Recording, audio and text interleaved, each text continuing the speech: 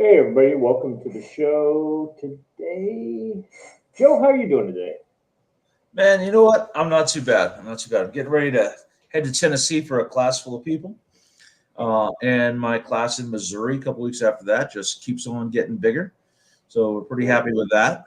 But all in all, it's pretty darn good. Pretty good. Life in Montana is all right. Today we've got, let's see, what do we got? Episode 435, Council on Future Conflicts. And if by council, the duo of future conflict, myself and Joe. Watcher is on the road. Sounds like he's going to play. Does that mean is not got the wrong mic set up? So, yeah, you've had bad audio all morning, but well, you got to tell me these things. I thought it was just me. Yeah, it's the.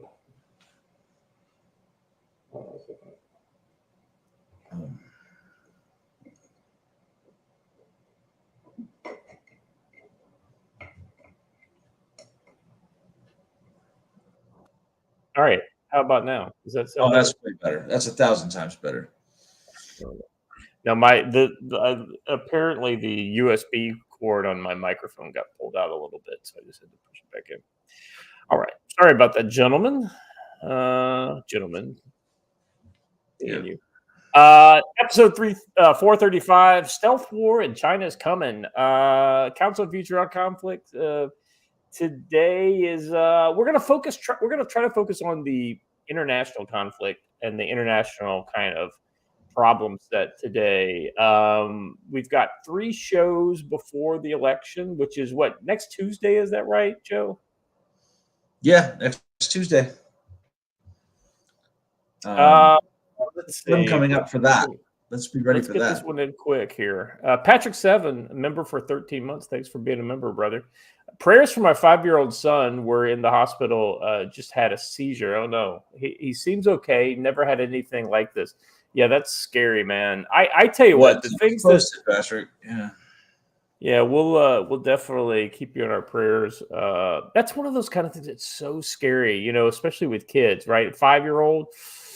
I mean, it's like every time you have something like that, it's even if it ends up being like, well, it's nothing, or it's just a one-time thing or whatever. It's so damn scary, and the stress that the parents go through is just, it sucks. I've been there. So yeah, we're thinking about you, brother. All right.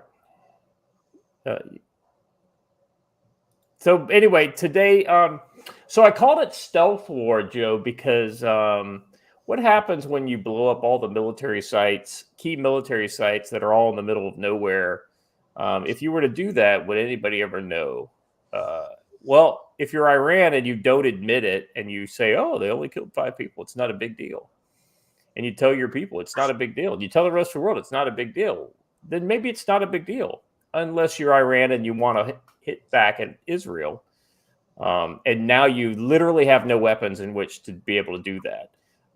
By all estimates, the nuclear program, the air defense, integrated air defense network, and the ballistic missile program of Iran took a big hit over the weekend.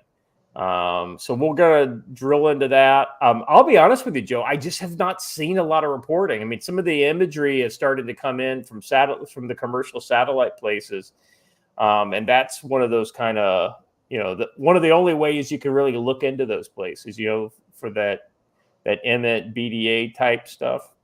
Yeah. And, it's really hard to do anyway, because Iran doesn't have a free press. So any images you get from the ground in Iran are heavily redacted and heavily altered, right? So you're only getting the image that Iran wants you to get. And really everything that we're getting, even from the commercial satellite things, is guesswork. Right. We need a little more time for some professional analysts to look at it and see what's out there. And let me just tell you all that the people on Twitter who have things like OSINT and expert, or some variation of that in their handle, aren't, right? Wait for real analysts to get a look at it. So, yeah, there are good OSINT accounts and there are bad OSINT accounts out there. And a lot of the good ones are actually former military intel, civilian intel people who are just basically using open source stuff and doing their own analysis now. So some of that stuff is good. It's so hard to know, Joe, like the good from the bad. I mean, of course, like we've associated with, several people through this show, Knightsbridge, Pete does that kind of stuff professionally. What's his name? I don't know. Area studies guy. Mike Shelby. Mike Shelby does What's a pretty good job. Yeah. I'm terrible with names, dude. I am great with faces, terrible with names. What are you gonna do? But those are the kind of people that when they say something, S2 Underground is pretty good with a lot of the stuff that he's done. But he has an entirely domestic focus. Right, that's right. But he does do domestic focus of OSINT type stuff. So it's all about finding people who are consistent and do a good job with. And I'll be honest with you, Joe, a lot of the best ones are the ones that are the least exciting. It's like they're the ones saying, "Hey, don't get all crazy about this," because listen, what you know what I mean? It's like opposite of Mario Nawful.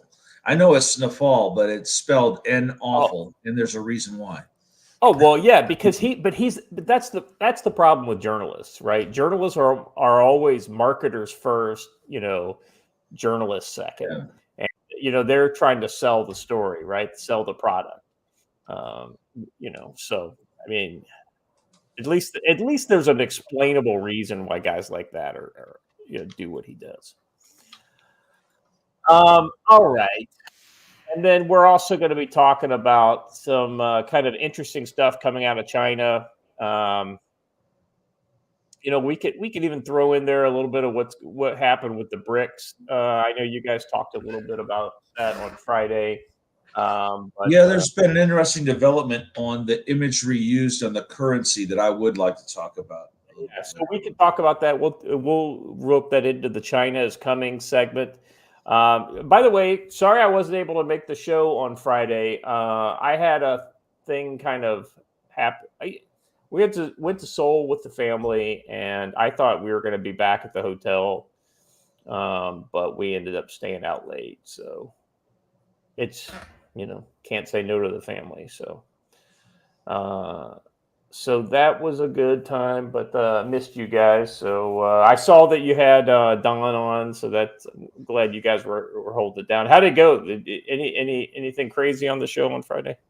No. I'll point out that we got a lot of great feedback from the chat about how good the show was, and we ended it a half hour earlier than normal. So I'm not saying anything, Scott. I'm just saying there are some objective observations that can be made. Hey, man.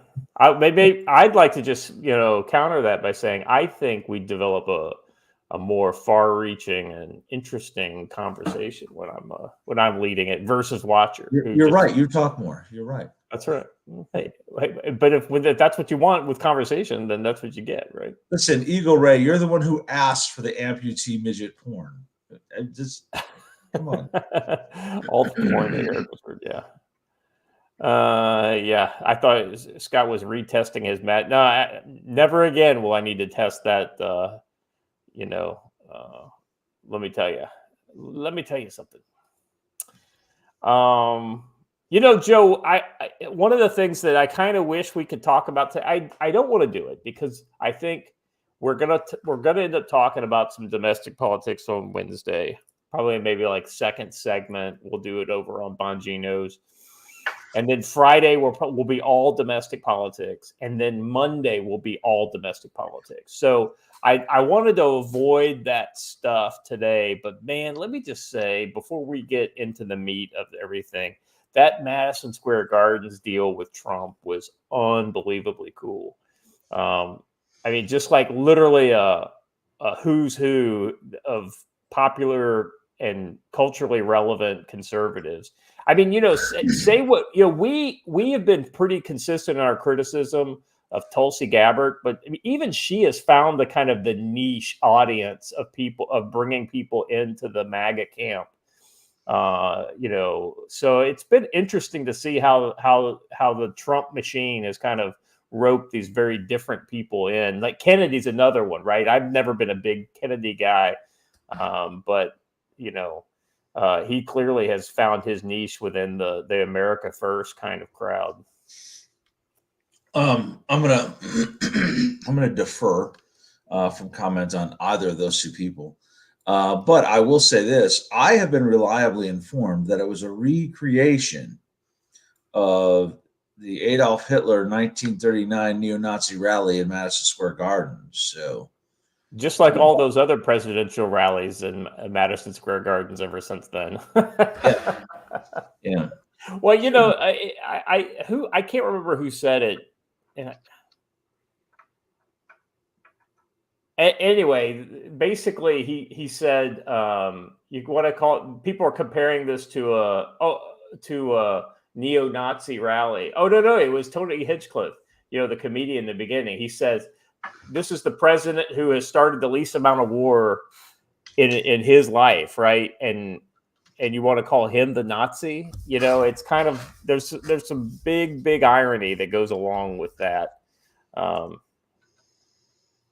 I heard God went to a K-pop show, and so I'm not against going to a K-pop show, but no, we did not go to a K-pop show. But that is definitely my daughter's kind of thing. It sounds almost like you went to a K-pop show. No, we didn't. Like I said, if we went to a K-pop show, I would have taken pictures and shown up with the evidence and told you guys about it.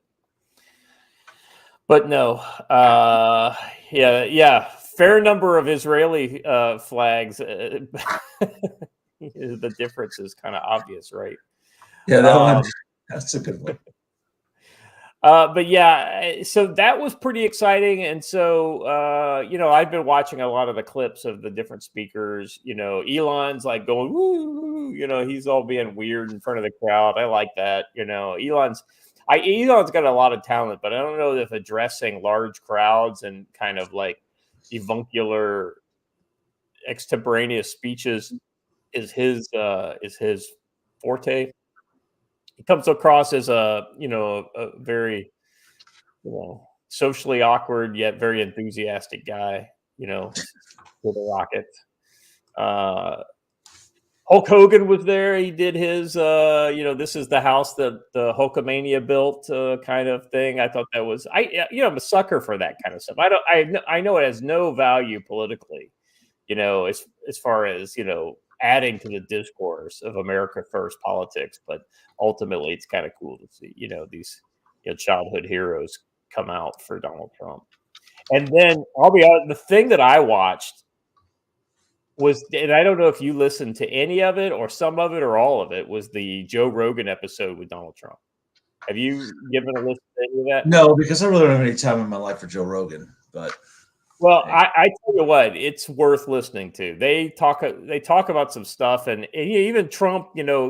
Trump's one of these kind of guys that once you hear him talk 3 or 4 or 5 times, you start hearing him say a lot of the same stuff over and over again. But in a 3-hour conversation, they cover ground that I really haven't heard Trump cover before. And he does a really good job of, just kind of being relatable, right? Like being a regular person, which is something that, Kamala Harris is absolutely incapable of doing. I love the chat. Like definitely going down this K-pop, rabbit hole. Yeah. Scott can't give his true. So let me tell you, I'm not a fan of BTS. I am, I'm just saying, Joe, BTS, not my style, but New Jeans, Blackpink, hot girls, I can handle that. Let me just point out that you have far exceeded my knowledge of K-pop. So, oh yeah, I freely admit that I know way too much about K-pop. It's not because I like it, but I live in a house with 3 women, and one of them is full-blooded Korean. You're just going to learn about that shit. Yeah, Trump goes into depth on both UFC and boxing, and he talks about wrestling too. I mean, it's kind of like when he did that thing with the Undertaker the other day. He literally talked about half of the entire thing, asking the Undertaker about wrestling stuff. Which I mean, so that's something that most politicians aren't very good at. They're not good at being able to come to the level of the person that they're talking to. So anyway, I promised we weren't going to do domestic politics, and here we are, 15 minutes in. Y'all, remember what I said? Remember what I said that Scott slows the show down? This is it. I don't know that this is the show, Joe. No, we're talking about professional wrestling. No, we're talking about domestic politics and K-pop. Hey, the chat's talking about K-pop. Look at this. What does BTS mean, please? I have no idea what it means. Big Trump smash. That's what it means, I guess. I'll take that. All right. Let's jump into this first one. It's Zelensky's out there shopping the booty for money, Joe. Zelensky outraged. More professional wrestling. Okay. What's this? Shopping Zelensky, for money? Zelensky is about like a pro wrestler, right? Oh, okay. I wasn't following the thread there. Yeah. No, you're right. He's literally a professional wrestler of international politics. Though he's not happy about this. Zelensky's outraged over UN chief getting chummy with Putin at BRICS. Hey, wait, how dare the UN chief go to BRICS and actually talk to people? Zelensky is like the ex-girlfriend, right? How dare you talk to – they're the jealous girlfriend. How dare you talk to anyone but me? I am the only person you're allowed to speak with. Yeah. It says here, Ukraine is seething over the fact that United Nations Secretary General Antonio Guterres was in Kazan, Russia this week for a major BRICS summit where they were seen getting chummy with leaders like President Putin and Alexander Lukashenko. As smiling Guterres was photographed shaking hands with Putin during a family photo ceremony, and actually at one point hugged the Belarusian strongman Lukashenko. Ukrainian President Volodymyr Zelensky has subsequently blasted the UN chief for the warm embrace. Hey, look who it is. Watcher. How you doing, brother? Hi, hold on. My audio's messed up. I can't hardly hear you. All right. Well, we can hear you. It's a little tinny, but sounds like you're talking on a cell phone. Well, now you're on my whole truck speaker. How does that sound? Hey, you sound great. Okay. How's it going, gents? Good morning. It's good. It's good. You can't talk about professional wrestling, UFC, or boxing because we've already done that, Watcher. So just let you know. Watcher, I need you to help me salvage this from Scott. I mean, heaven forbid we talk about the things in the news, right, Watcher? All right, let's move on, shall we? Because now we're talking about Zelensky and Putin, which is always fun. Here's the thing. He can get as mad as he wants about it, but I honestly think that on a real personal level, who would you rather sit down and have a beer with, Volodymyr Zelensky or Vladimir Putin and Alexander Lukashenko? Because I'm betting Lukashenko and Putin are a blast at parties, and I'm thinking Zelensky probably is not. Hey, Watcher, I just want to let you know that I muted you there for a second because there was some background noise. That's fine. I'm on a dirt road and everything in my cab's jangling. I get it. All right. Yeah, it sounds like you got your finger on the mute button now, so I'll let you handle that. Continuing on with the article, an official close to Zelensky described to Politico that Guterres shook hands with Putin. He smiled. He's asked to come promote the BRICS summit even more. He was used by them, and he seemed happy to be used. Ukraine has reportedly informed Guterres that he will no longer be hosted in Kiev on visits. Listen, it is literally like the jealous ex-girlfriend. Joe. Oh, he is. You can't stay at my place anymore, bro. Yeah. You can't come and do UN stuff here at our house. Even some officials prefer the allure of Kazan over the substance of the UN Charter. Our world is structured so the rights of nations and international legal norms matter and will continue to matter, said Zelensky in a Thursday night address. Here's the thing, guys. International legal norms is a fiction and is a fantasy. They don't exist. It's something that you make up in your own head. Correct. Well, and let's be honest, over the course of history and a long enough timeline, international norms is war and destruction. So, genocide? It has long been said that the norm of international politics is anarchy. That is what it is. There are no rules. That is the definition of international politics. Yeah, the state of the international order is one of anarchy. That is correct. And it's not just politics, it's everything. And the only people that you know who they're thinking is yourself. And the only way to help yourself is by self-help and the use of force in the international arena. If you do something else somebody else wants to do, it's because you've agreed to do it, or they're forcing you to do it. All right, continuing on here. Guterres must admit that he was wrong and take responsibility, both when he decided not to go to Ukrainian peace summit in Switzerland, and now when he went to see the wanted war criminal Putin, groveled with him both and his accomplice Lukashenko, the Lithuanian's top diplomat, said. Unbelievable. I mean, heaven forbid you try to kind of go between the armies and, to potentially make those relationships that will allow you to actually have peace someday. I want to point out that Darth Hideous just hit the nail on the head. International legal norms is the exact same thing as human rights. It's exactly right. When they say, "Oh, you're violating my human rights," point to me where human rights are enumerated or defined. Right? It's just an ephemeral thing people throw up there and say, or ephemeral, right? People just throw up there and say this, right? And by the way, I think Washer admitted that he drives a jingle truck. I think I heard that earlier. Yeah. I somehow I get an image of Watcher with a bunch of CDs like decorating his dashboard, Yeah. Little fuzzy balls hanging down all the way around it. Yeah. Well, you guys are missing it, man. I went extra on the LED tube lighting. Yeah. Well, when you start painting all the wood additions to the exterior of the truck, Hold on, what? You mean you don't like my Ganesh mural on the hood? Come on. I'm more looking forward to seeing a van with like a Chevy van from like a 78 Chevy van with a moonscape painted on the side. That's what I want to see.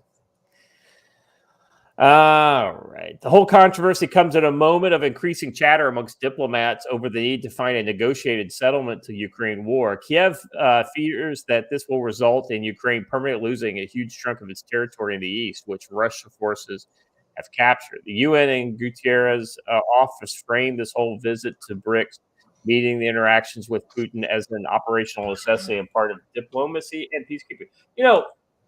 Joe, I heard an interesting statement the other day.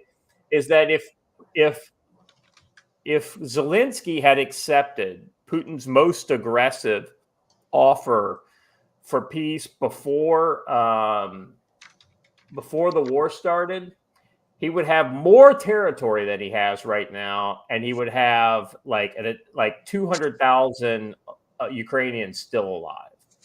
Right. But now he's essentially in the position where he's going to lose twice as much, if not more, land, and he's got more dead Ukrainians than he can shake a stick at, and essentially he's ruined a generation for the growth of their population.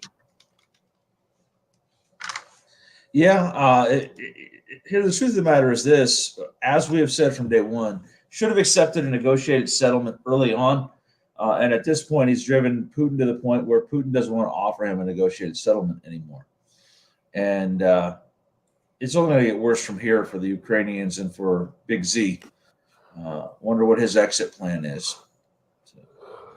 Yeah. That's yeah. Well, I mean, it's kind of like I'll be honest with you. I'm almost thinking that he's going to go back to the States at this point. I don't know where else would be safe for him. You think the States would be safe for him? Because more safe than any place. I mean, you name a place in the world that'd be more safe for Zelensky. Any place with a border that is actually, a border.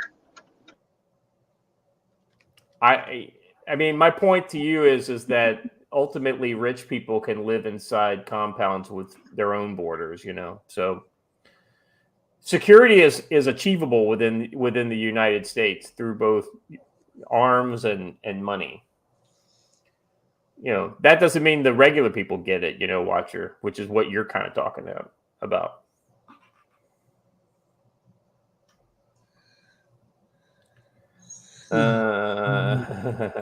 Jay Clark. Watcher's Ganesh Miro is giving me flashbacks of sitting in a conference room learning to code while there was a sense of incense and the sound of bells coming from the room. Philip Coggins for $9.99 says, I don't see how Ukraine can hold anything on the other side of the Dnieper, in my opinion. Yeah, that's 100%. So we've called this from the very first day. Actually. Yeah, that's where I always thought the natural dividing line would be once Russia really kind of puts the screws down. And what we've seen in the Donbass has been a consistent kind of salami slicing by the Russians, heading towards this strategic sound of Poroshenko. And once that's gone, ultimately, that whole section of the front will probably collapse because that's the distribution hub for supplies to that entire area. I think it's a good thing, as we're talking about Zelensky and his hiding holes, that the Nazis have a base on the far side of the moon because he could go there. Azov has a timeshare, I guess, on the Nazi moon base. Yeah, right next to Hillary Clinton, actually. So that's all right. All right, Joe. Let's jump into this next. Actually, hold on a second. I just realized I didn't have my Rumble chat popped out. Here, let me make sure I can see that. That's the only way I can see those super chats pop up. So. Eagle Ray, I can see him selling sunglasses in Miami Beach. These are best sunglasses. Come on in. Come check out sunglasses. Yeah, I get the feeling he would lay low. I don't think a guy like that wants any attention.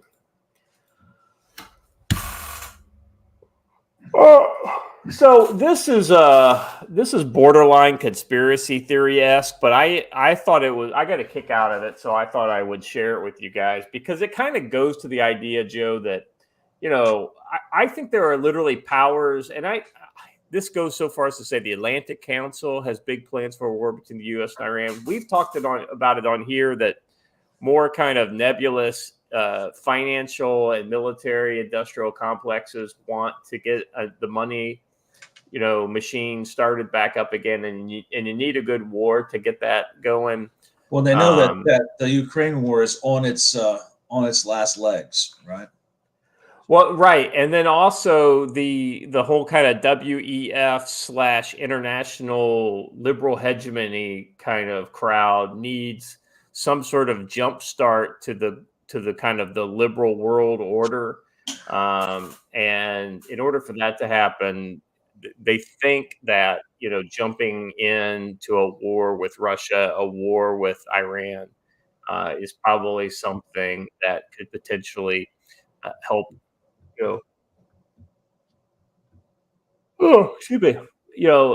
Energize that.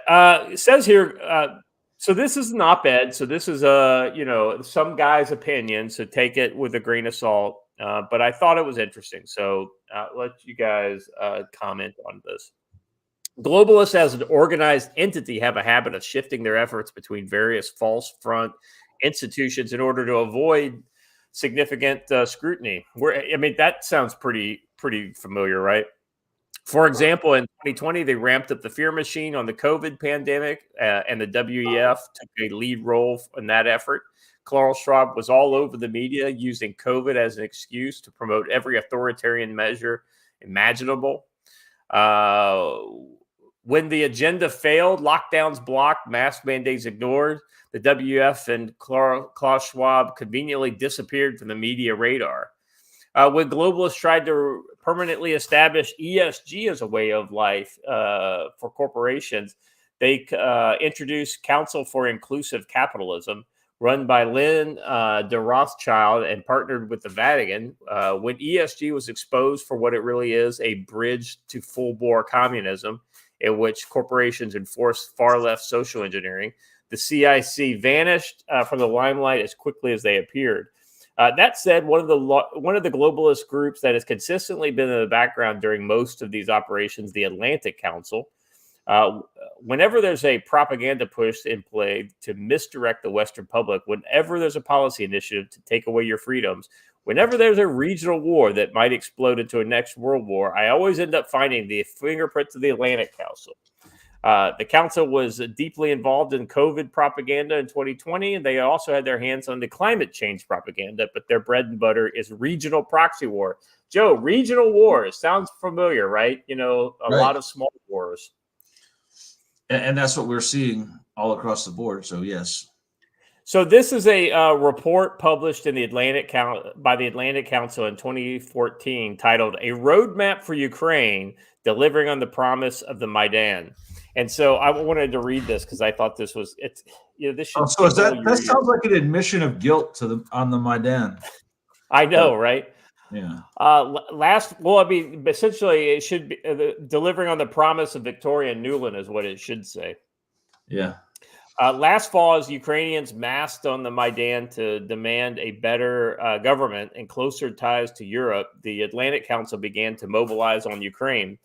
The Atlantic Council delegation visited Warsaw, Kiev in March to map out our strategy. By the way, this is back in 2014 they wrote this, and they've got the Ukrainian spelling of Kiev on there, which shows there is, they are very far ahead in this process of kind of Ukrainianization of anything to deal with that region. And during the visit of Ukrainian Prime Minister Arseniy Yatsenyuk, the council at that same month, we launched a 100-day campaign to galvanize the transatlantic community behind Ukraine's democratic future in Europe. Wow. It's almost like somebody's been doing this for 10 years, Joe. As crisis worsened, we convened at the highest level, making vital connections. All right, welcome back, watcher. Making vital connections between Ukrainian, American, and European policymakers and thought leaders. I hate that term, thought leader.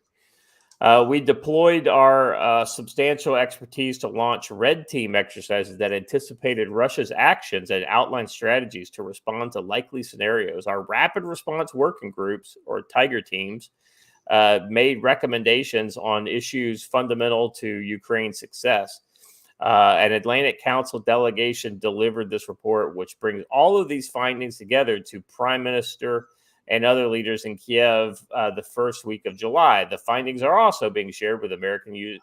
So it's almost sounds like, Joe, that they came up with a plan for the NAFO bros 10 years before it was cool to be a NAFO bro. Right. Sounds pretty fair. Yeah. In fairness, I don't know that it's ever been cool to be a NAFO bro, but, hey, what do I know? Their self-selected personal logo to represent them is the cuck crying Cheems dog. Come on. Wow. Okay. Yeah. Tell us how you really feel. Finally, the paper described how NATO could foster a proxy war against Russia through Ukraine without directly declaring war on Russia. As the council states, Russia's aggression provides an opportunity to strategically clarify an urgency that should be used to expedite building a robust, modern, and capable Ukrainian defense and security establishment. To be clear, the council is not only interested in Ukraine and Russia, but they're happy to embroil Americans in a larger war whenever they can. To that end, talking about Iran, the goal with the report on Iran was to influence a new defense doctrine with a mission to insert the U.S. directly in the middle of the war between Iran and Israel. And the report states, in simple terms, the goal is to develop a U.S. policy towards Iran, not a democratic or Republican one. We termed the effort as the Iran Strategy Project. And when we began recruiting experts to join the advisory committee and working group, we did so with two overriding principles in mind. First, ideological diversity, which sounds like a good thing on the face of it, and working group. We did so with two ideological diversity and bipartisanship could not just be talking points. They were requirements, wild swings of U.S. policy towards Iran.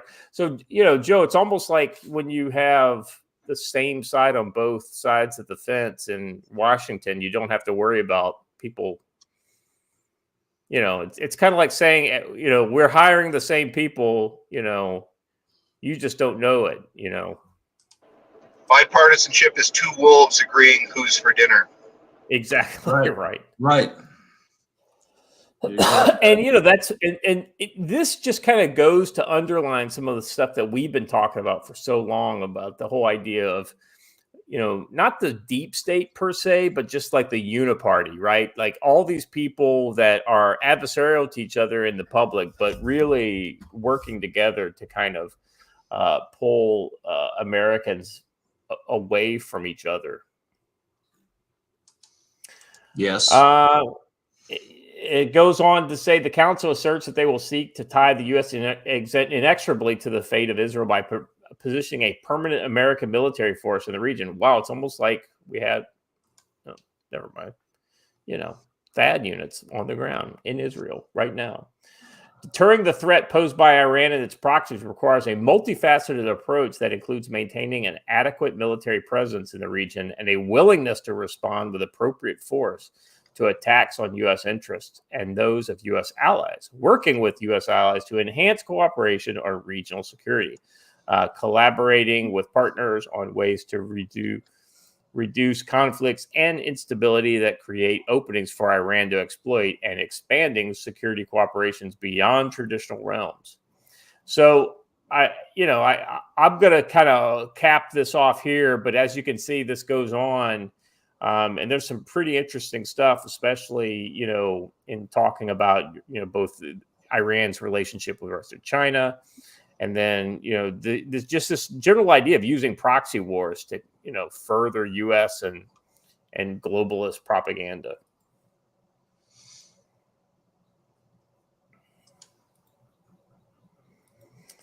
All right. Moving on, shall we? Ever onward.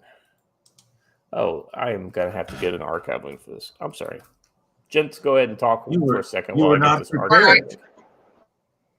All right, I got something. Chat, I saw somebody in chat say that they were starting to warm up to the NAFO position after seeing how Kinzinger treats journalists. And I want to say, much like all deadly bits of war that Kinzinger and the NAFO bros have done, it was entirely coincidental and would not have been done intentionally.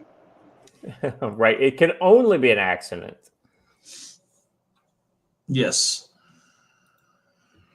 Before we get into this, I want to read Hunch Dirty Roofer for $5 says Zelensky can go hide in Providence, Mass. Russians wouldn't even want to look there. That's true.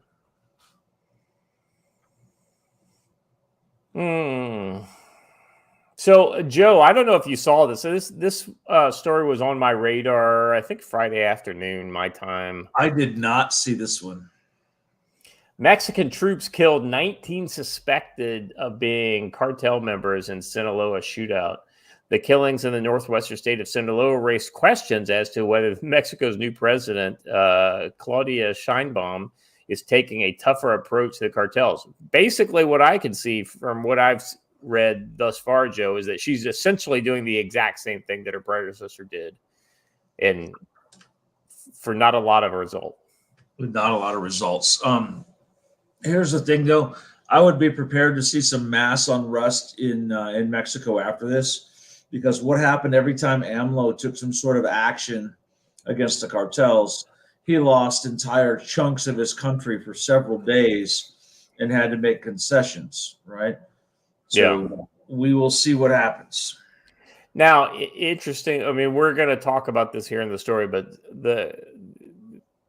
the Sinaloa cartel is going through some changes with some leadership turmoil, and invariably, leadership turmoil always brings a more violent period, not a less violent period of cartel activity. All right, let's jump into this. Mexican soldiers killed 19 suspected cartel members and arrested a local cartel leader following a shootout on Monday in northwest Mexico, a region that's been shaking by an eruption of bloodshed between two rival factions of the powerful Sinaloa cartel. See, there's that internal fighting, right? The arrests and killings in Culiacan, the capital of the Sinaloa state, took place after soldiers repelled an attack by a group of more than 30 armed men. Mexico's defense minister said on Tuesday night the suspected cartel operatives who were not killed managed to flee the scene. The defense ministry said while the army suffered no casualties. Well, that's not a very good indicator of quality amongst the cartel soldiers these days. Well, it was Sinaloa, not CJNJ, NG. Yeah. So there's a big difference between those two. Yeah, that's right. That's right. CJNG is a very violent and very well equipped cartel. They with its own very professional PMC level fighting group. So, yeah, kind of learned a lot of lessons from the Zetas. From the 2000s when the Zetas were so bad. I don't know that they learn good lessons, but ultimately they are effective at what they do. The arrest and killings. Let's see. The killings reflected how the escalating violence in Sinaloa is quickly shaping into a test for Mexico's new president, Claudia Sheinbaum, who took office earlier this month, vowing to continue the strategy of her predecessors in attempting to avoid armed confrontations with criminal groups. Wow, this is how you avoid armed confrontations with criminal groups? Well, think about that. When you state that the policy of your federal government is to avoid confrontation with the criminals, some would say confrontation with the criminals is pretty much the only role of a federal government, right. Especially when the criminals are at the level of an armed insurgency, running large chunks of your nation as a shadow government. That just basically reaffirms that Mexico controls the federal district of Mexico City, and that is about it. Well, Joe, one of the things that I would say here is that this is less of an indication of a good job by the military, but more of an indication of how large and how significant the enemy presence is. I mean, when the cartel's operating at platoon level size groups, attacking these military formations, they need a better mobile interface for this. Oh, you're talking about for StreamYards? Yes, like anytime you hit back to I'm looking at the chat. Let me just hit back to go back to the main. Oh, nope, gone. Yeah, wrong. Never hit that X to go back. Yeah. All right. Let's see. But the death toll on Monday's shootout could point to a pivot from the approach of the previous president. This episode is one of the bloodiest of its kind since the soldiers killed 22 a decade ago in an incident in which the military was exposed for having executed people who had surrendered. Shocking. I mean, call me crazy that might happen in Mexico. We might be seeing a more heavy-handed approach, said Falco Ernst, an independent security analyst based in Mexico City. While he cautioned that the details of the shootout remained hazy, Mr. Ernst added that the episode on Monday could show that Mexico's military is preparing to intervene more forcefully in cartel infighting to fend off a broader surge of violence around the country. Sheinbaum's office did not immediately respond to a request for comment. Earlier this month, a day after announcing the government's security strategy, which she said would be based on enhanced intelligence and coordination among state and federal authorities, Sheinbaum promised her plan would work, and shockingly, it seems to not be working. Yeah, advanced intelligence, because in the intelligence community, everyone looks to the Mexicans for their outstanding skill at intelligence work. Yeah, they're well known for their. I mean, I'm not sure what the Mexican CIA is. It MCIA? Is that what it's called? No. Wait a second. I thought they were well known for their intel, but here I can't even think of what the name of their intel agency is. It's almost like it's non-existent. Believe See, it's the rolled into the it's the AFI. MIA. Yeah, The MIA, Mexican Intelligence Agency. AFI. Something tells me you're being serious that it's really called the AFI. Yeah, Agency for Federal Investigation. Oh, all right. Whereas I was just kidding because you said they were gone, so missing in action. I thought you were talking about like an alien ant farm or something like that. But that wouldn't be AFI then, would it? All right, let us jump into a little bit of tactical-wisdom.com. Joe, let's talk about what you've got going on this week. Well, I wrote a couple of articles last week, 2 over on locals and 1 on Tactical Wisdom. I did some knife reviews on Tactical Wisdom. By the way, go buy a partisan field knife, but click my link first, then go buy a partisan field knife from Shield Arms. I also wrote a couple articles over on locals about a couple of various topics. One was a book review by Aiden Tate, also known as the King of the South, where he talks about communications in a disaster or in a without rule of law situation. So he takes a very complicated topic and made it fun and engaging. And what looked like it would probably be a boring book is actually a lot of fun. So check that book out. It's called The Prepper's Guide to Post-Disaster Communications. His stick figure art is far better than mine, which is saying a lot because mine's pretty darn good. But they're even wearing gas masks and everything, so it's pretty good. And then I did another article over there on something, and I don't even know. Let me check the locals real quick. It was a busy week. I had an opportunity to actually sit down and do some writing, and did some work on the book and all of that. The one before that was a review of the ground rod course. We did Kay's ground rod course here at Camp Ponderosa a few weeks ago about digital and online privacy and securing your online footprint, how to build your own Linux build, and how to get out there on tour and do your own internet stuff without anyone knowing what you're doing on the internet. So it's a pretty cool class. Yeah. He is coming back here in January for ground rod level 2. And we're going to host that right here. And I'll be doing a day-long knife class in the middle of that. So good times. Got a lot going on. I am leaving technically tonight, but I'm leaving tomorrow for Tennessee, where Josh Clark and his dad and a few others are going to be joining us for a fun fieldcraft class in Petersburg, Tennessee. There are still a couple of seats left. I think Be Prepared is going to stop by the class. I don't know if Hunch is or is not, but the Laser Ham will also be stopping by the class. So meeting with a lot of folks out in the real world, getting to know each other.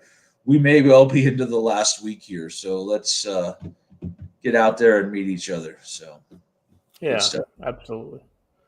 Next week might be a very good week and it may be a very bad week. So we won't know until we get there.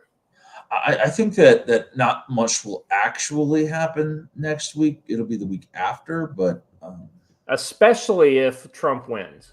Especially if Trump wins. Don't let yourself fall for the false high. Still be prepared. I think there will be a lot of, if Trump wins, which is what I'm predicting to happen. I think tricks and chicanery will occur, but I think Trump will overcome. But what I see is it's going to take them about a week to get their shit together. Before coincidentally, it will have been almost exactly a week since Israel's punitive strikes into Iran. When all this, it's just funny how all this coincides, right? Because Iran recently has seemed to need about a week to a week and a half to work out how they're going to respond to things. Well, I'll be honest. We're getting ready to talk about this, so we can use this as our transition into this next topic of the stealth war. Let me share my. Let's see. Share this article here, y'all. Sorry, guys.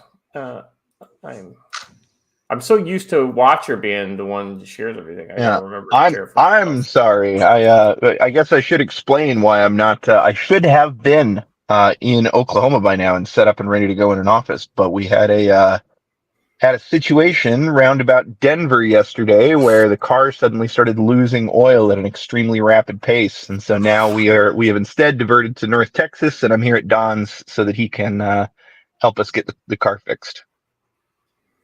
Well, that sucks. Well, North Texas is not the worst It place to doesn't be. suck to be at Don's. It sucks that he had car trouble. He said, I'm at Don's. He said, well, that sucks.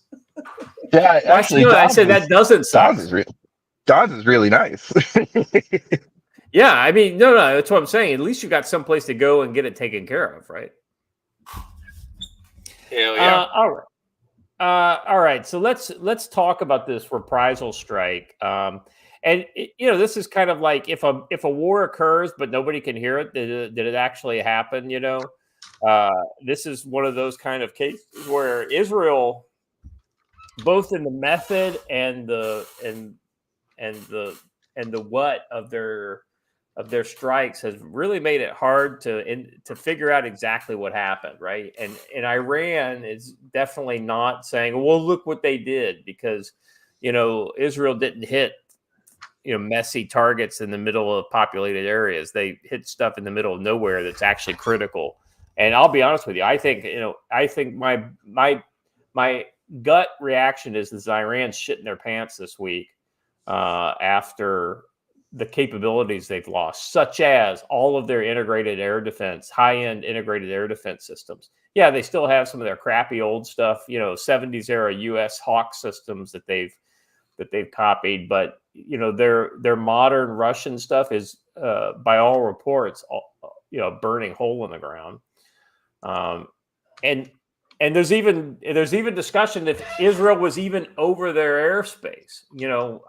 I just kind of assumed at first, F-35s are, we make fun of them on the regular on this channel, but ultimately that doesn't mean they're not good at what they were designed to do.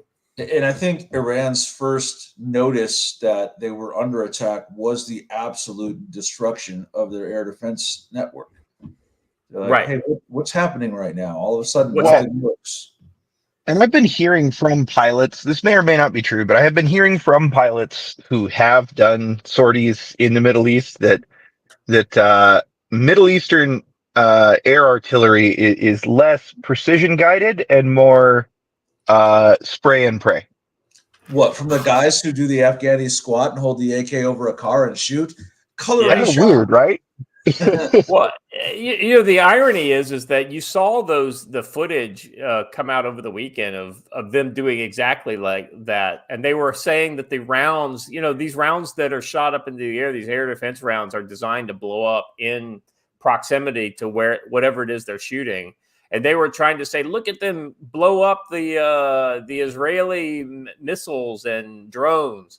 Well, no, they were just exploding in the air like they're designed to do. There was no targets in the air. Yeah, if they fun fact about air artillery, if it doesn't explode in the air, it tends to fall back down on top of the thing you're trying to protect.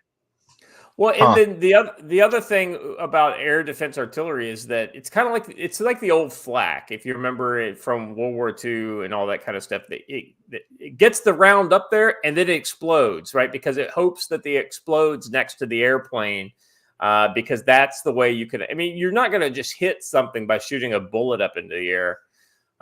You got to shoot a lot of bullets up in the air, and as they explode in and around their targets, Anyway, enough of that. Let's talk about this reprisal strike. Israel's reprisal strike, carefully calculated, unclear if jets ever flew over Iran. So this is the article by the War Zone, kind of talking about the aftermath of the strike. The retaliation strike targeted air defense positions and long-range weapon facilities carried out primarily by the Israeli Air Force. It was a limited attack meant to weaken Tehran's offensive and defensive capabilities and highlight Israel's deep strike capabilities. The strikes of the air defense sites in particular made Iran more vulnerable to a large follow-up strike, a clear deterrent against further escalation. By sticking to strictly military targets with few reported casualties, the operation also fell within the guidelines suggested by the Biden administration and the threshold Iranian officials had previously just suggested would result in no further kinetic actions. See, as much as they complain, I don't think Iran wants any more of that. I think Iran is done with this. Don't hit us anymore and we won't hit you anymore. The thing that Iran's not saying, I don't think, is that we can't hit you, at least not right now, the way we have been. I disagree. That implies rational thinking to the Iranians, and men who believe they're getting orders directly from God don't think like everyone else. So. Yeah, I mean, we talked a little bit of this before the show, Joe. I think that their one capability that is relatively unharmed is their overseas IRGC kind of Hezbollah Quds force capabilities, and they could absolutely. But yet, that's still a response, isn't it?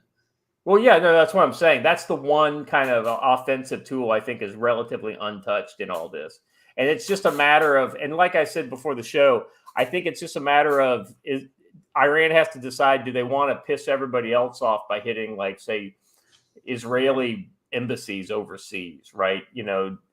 Which would potentially have some long-term negative effects on Iran and for not a lot of gain potentially. So it's interesting to see where they go with that.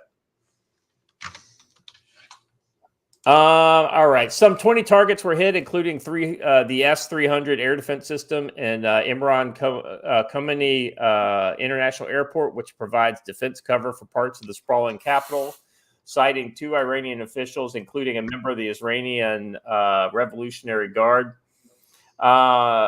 In Tehran province, at least 3 Revolutionary Guards missile bases were attacked, the officials said. In a second round of Israeli strikes, the officials said Israeli drones targeted the secretive Parchin military base in the outskirts of Tehran, and 1 drone hit the base while others were shot down, they added. It's unclear exactly what drones would have been used or if the weapon stated is indeed accurate. Let's see. U.S. and Israeli officials reported that 3 waves of airstrikes took place on Saturday morning local time. The first wave targeted Iran's air defense. The second and third wave focused on missile and drone bases and weapons production sites. And then so we've got some of these kind of confirmed targets. This is some of that image. Let me shift here.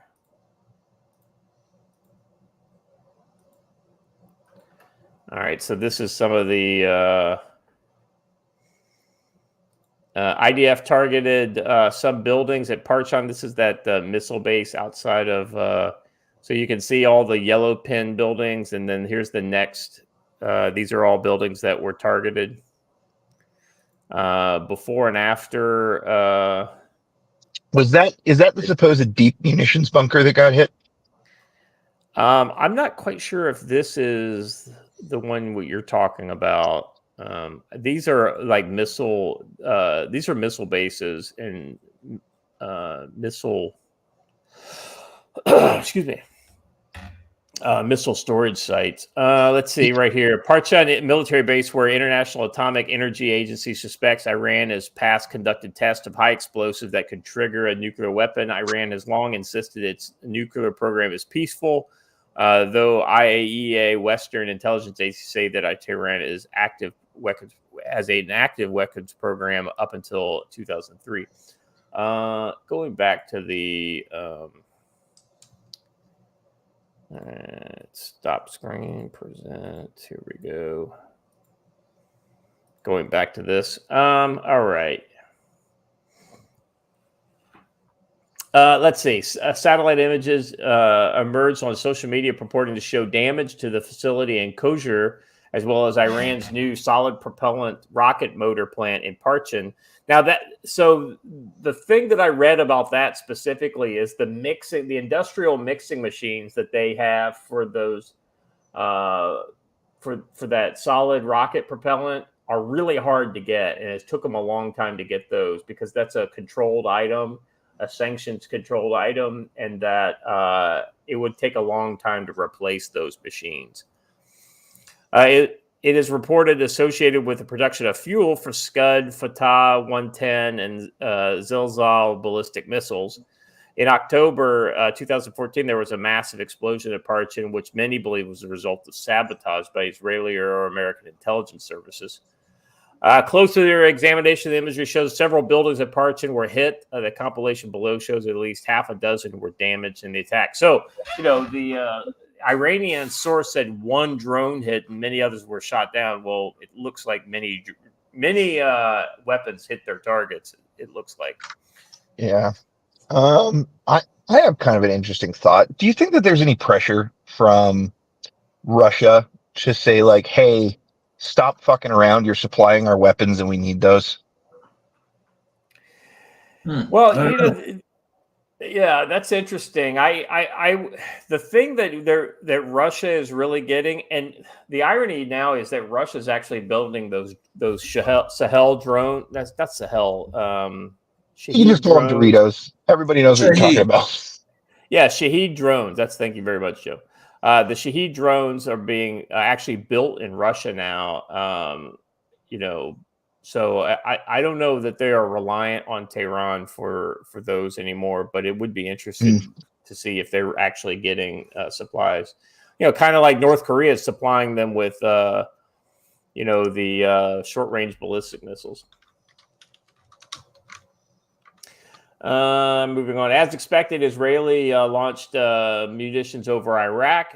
Video and images emerged on social media purported to show a spent booster from an Israeli air-launched ballistic missile that was found in Iraq. The last and only time Israel struck Iran using traditional air power came last spring after Iran sent a barrage of drones and military and missiles at Israel. Following that Israeli response, it became clear an air-launched ballistic missile were used to do so. A booster for one of these weapons, which Israel has an impressive and growing portfolio of, was found in the field in Iraq, close to the Iraq-Iran border. Let's see. Yesterday, we posited there would be more of these show up in the area. Today, these weapons, which include rocks and air LoRa, allowed the IDF to strike deep into another country from great standoff distances. And yeah, so if any of you also watched S2 Underground yesterday, he went through all of the weapons that are suspected to have been used, including a brand new deep strike missile system called Golden something, I can't remember, that appears basically developed off the Rock platform. Yeah, so this is one of those booster, it's basically just a air launch missile that, has a very long range and uses a two-stage system. ALBMs, they're pretty cool, although apparently Israel is limited to 5,000 pounds in their development because that's what they have aircraft capable of carrying. Yeah, really, it's like F-15s and, are the big workhorses for those, from what I remember reading. Pretty much, and what I'm hearing is when they bring these big ones up, they have to carry them in place of the drop tanks because they weigh roughly the same. Yeah, it says here lots of spent air-launched ballistic missile boosters near the Iran-Iraq border will likely show up on social media tomorrow. Yep, which is exactly. Thank you, chat. It was called Golden Horizon. Yes. Yeah. Yeah, golden number. Well, it's not the golden shower, that's for sure. Oh, the golden opportunity. Yeah. The question still remains if any IAF crude assets were even entered into Iranian airspace. Standoff munitions, especially air-launched ballistic missiles, could have been responsible for striking the limited target sets that we see hit. This would have several critical advantages. First, doing so would result in a far less complex, lower risk operation and finished in a number of hours, not days, with fewer assets needed over a much shorter period of time. Second, the risk of losing a crew is essentially nothing because they're just flying over Syria and Iraq. And then third, they're using standoff weapons, especially ALBMs. The suppression, destruction of enemy air defense campaign could be drastically reduced if needed, really at all. But they did in fact go after those air defense systems, and they, interestingly enough, guys, they actually went after Iraqi air defense systems as well. I think I remember seeing a report of at least 2 Iraqi air defense sites that were taken offline. Yeah. Let's see, kind of going down. There's some other, so they're talking about these air launched ballistic missiles being carried by F-15s.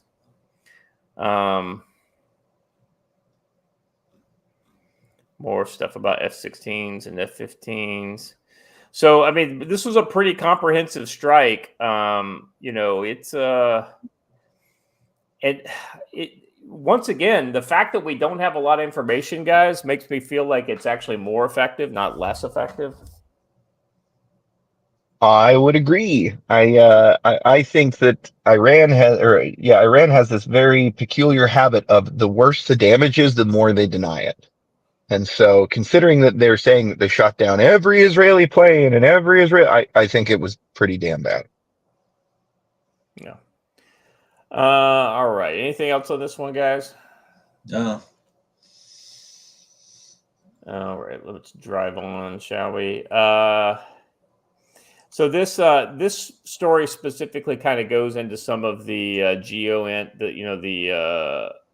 I just wanted to, because this actually does a pretty good job of showing before and after in buildings that were hit. I thought we could look at this real quick, even though we've kind of already talked about this. That's one thing I like about those Warzone articles. They really kind of show a lot of different stuff. But here, let me share my screen. So the whole thing about this is talking about the kind of the OSINT, GeoInt stuff that shows what happens. And so they go on to talk about Parchan military base again being hit. The Reuters story here says buildings were enclosed by high dirt berms. According to the image reviews by Reuters, such structures are associated with missile production and are designed to stop a blast in one building from detonating combustible materials in nearby structures. Israel says the targeted buildings house solid fuel mixers. These industrial mixers are hard to make and export controlled. Iran imported many over the years at great expense and will likely have a hard time replacing them. So this is the source for that story that I told you guys earlier. With a limited operation, he said Israel may have struck a significant blow against Iran's ability to mass produce missiles that made it more difficult for any future Iranian missile attack to pierce Israel's missile defenses. That would make a lot of sense. Guys, one of the ways to kind of keep the effectiveness of your missile defenses up is to go after the missiles, right?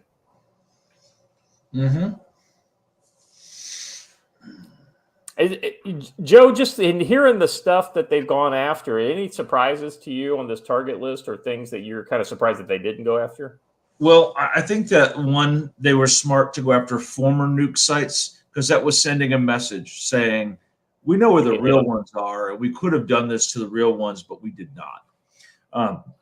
But I also think that the suppression of enemy air defense mission has left the door open for them to do another strike with virtually no impediments in the way. Exactly right. So, and that's also sending a message, right? Hey, you're incapable for at least 2 weeks of replacing this stuff. So be aware of that, and we could hit you again if we wanted to. So I don't think there's any surprises here. I think that they're pretty good. I do applaud them as a U.S. Marine in the impressions that they left in the ground on the one that's on the screen right now. Looked like some Marine Corps artwork if you just tilted a little bit. Well done, Israelis. Well done. Very good. Yeah. Let's see. In our view, I think Chat's got it right. Best missile defense is a good missile offense. This is true. Exactly right. In our view, it's likely the first round of IDF strikes on Iran paralyzed the IRGC's command and control center. You know what's interesting? I'm sorry, this just came to me, but I bet the missiles that it takes to blow this stuff up on the ground cost less than the high-end anti-ballistic missiles that you use in defense. That is generally correct. That's true. The leak U.S. intel of IDF preparations. Indeed, by the way, this is something we haven't covered really on this program for reasons, and we're not going to get into it here, but it just refers to it in general. And perhaps the leaker was trying to postpone the fireworks until the U.S. presidential election. Additionally, strikes on Iran could potentially target IRGC's financial network and ability to export crude to China. And then it kind of goes into the markets. What's interesting, guys, is that Israel attacks Iran, oil goes down. Who would have thunk it?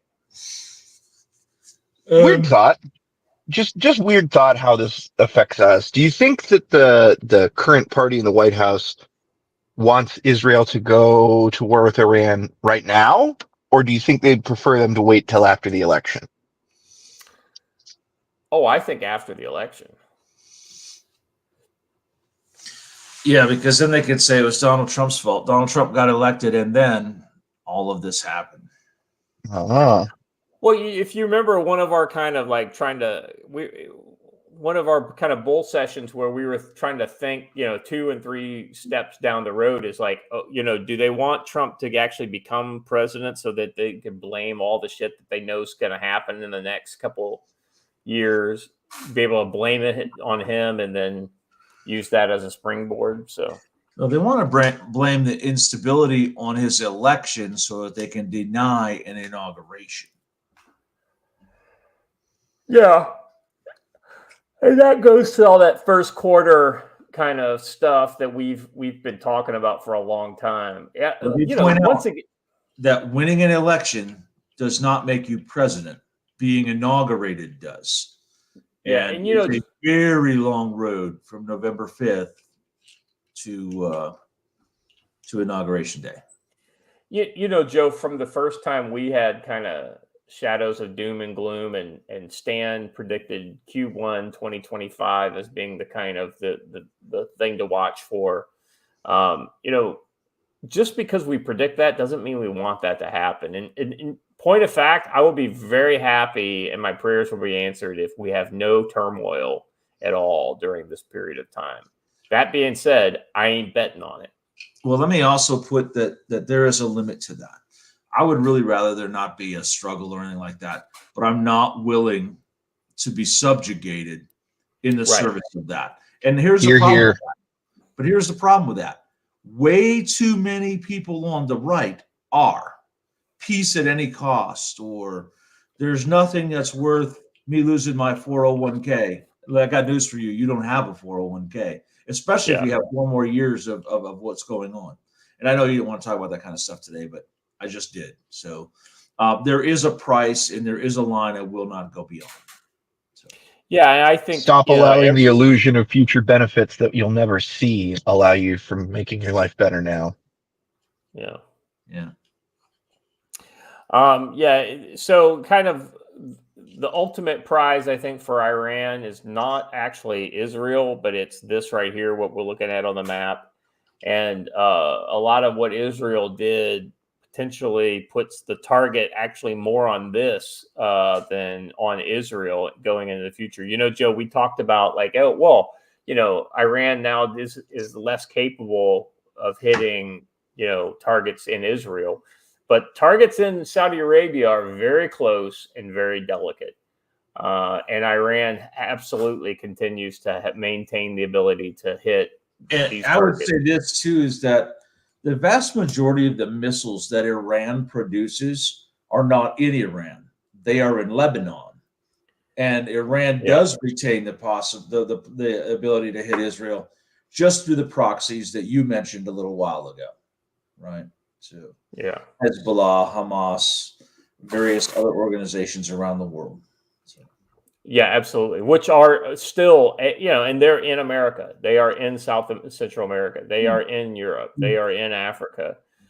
These are capabilities that are very dangerous to the Western world if they have the willpower to use it, which it'll be interesting to see if they do. All right, moving on. I don't know if you guys saw this. So Israel continues their operations against Hezbollah in Lebanon.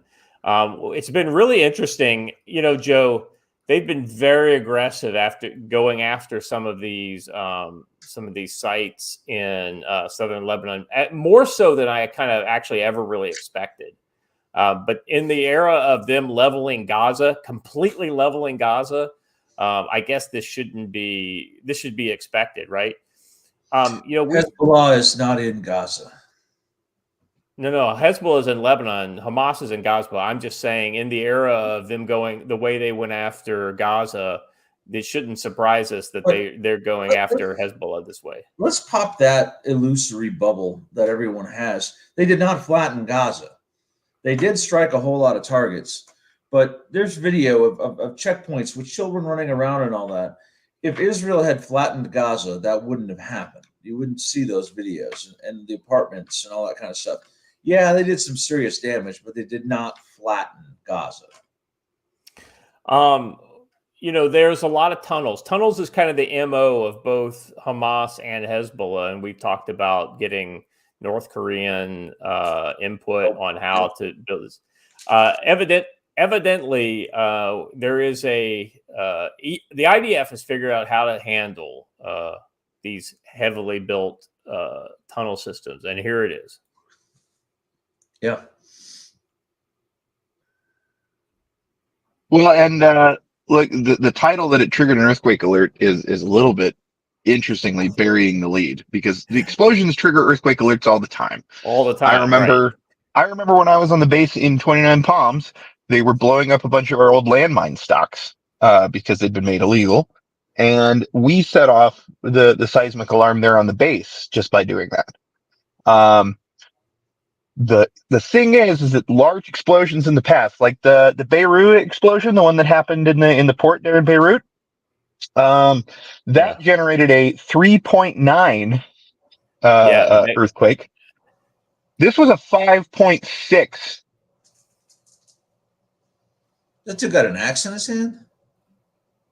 Well, it's some woman. I don't know. You want to see? Oh. Oh. Oh my gosh. What happened? She just got body slammed by that machine. Her jacket got caught in that wheel there, and then it just flipped her over. That's crazy. Anyway. Unbelievable. I was just hoping we weren't going to see Faces of Death right there live on. This is a New Yorker, so I figure it's probably not going to show a live death. So Israel Defense Force blew up a 1.2 mile long Hezbollah tunnel filled with weapons and supplies near the border with a blast so powerful that it triggered earthquake alarms on Saturday, exactly as Watcher said. The IDF said the tunnel was just one of several located in southern Lebanon that was being prepped for Hezbollah's elite Radwan forces to one day invade Israel in an attack similar to October 7th massacre. Inside the tunnels, Israeli troops found AK-47 rifles, explosive rocket launchers, sniper rifles, anti-tank guided missiles, and launchers. The soldiers also found a massive stash of food, including canned goods, chocolates, and even pickled olives, with enough goodies to feed more than 100 fighters, the IDF said. Wonder how many of those were marked UNICEF. Probably all of them. The base had working electricity, plumbing, along with several bedrooms and bathrooms for the terrorists. Officials had discovered the tunnel during a 48-hour operation in Lebanon where Israeli forces battled Hezbollah fighters stationed near the tunnel system. The interesting thing enough to me, Joe, is that almost all of these tunnels are being discovered without a fight, right? They're not fighting through the tunnels. They're getting abandoned by the Hezbollah fighters with all the material left inside. Yeah, you know why that is? They're cowards. They don't want to fight fighting men. Fighting civilians and settlers is one thing, but fighting men is not. And if you look, though, like the doors are armored and they got firing ports, it would be a great thing to fight from. They just never do. Yeah. The tunnel was filled with Hezbollah booby traps and mines, with the IDF successful clearing them out so that its forces could investigate. The IDF then lined the tunnel with about 400 tons of explosives and blew it up on Saturday with the force of false earthquake alarms set all over northern Israel.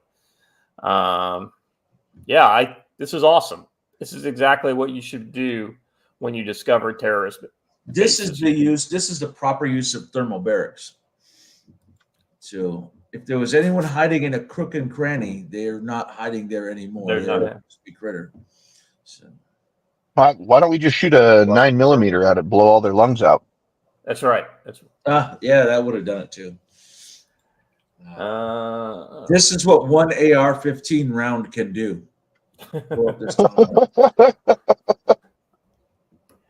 So I thought this was an interesting headline, and this kind of goes to how Iran is really kind of trying to message out of this retaliation strike that Israel did. Iran says 4 soldiers were killed in an Israeli air attack involving 100 airplanes. It's no big deal. It's nothing. The Israelis, they can't hit anything. They just blew up some holes in the desert. No big deal. You just sounded like Cenk Uyghur, but I know. That's what I'm saying. What is the deal? It's crazy. What's the deal? But I think this is more for internal consumption than anything else. 100%. And saving face on the international stage. They killed 4 dudes. We got a bunch more. It's okay. 4 members of the Iranian army have been reportedly killed. And 1 civilian, I heard. Iran's foreign minister has also issued a fresh statement on Saturday morning. There are no limits when it comes to defending the country, except for those that Israel puts on us. Israel, too, is warning against potential Iranian counterstrike. But for now, the quite limited Israeli operation is over, and the situation looks contained in terms of avoiding a bigger regional war.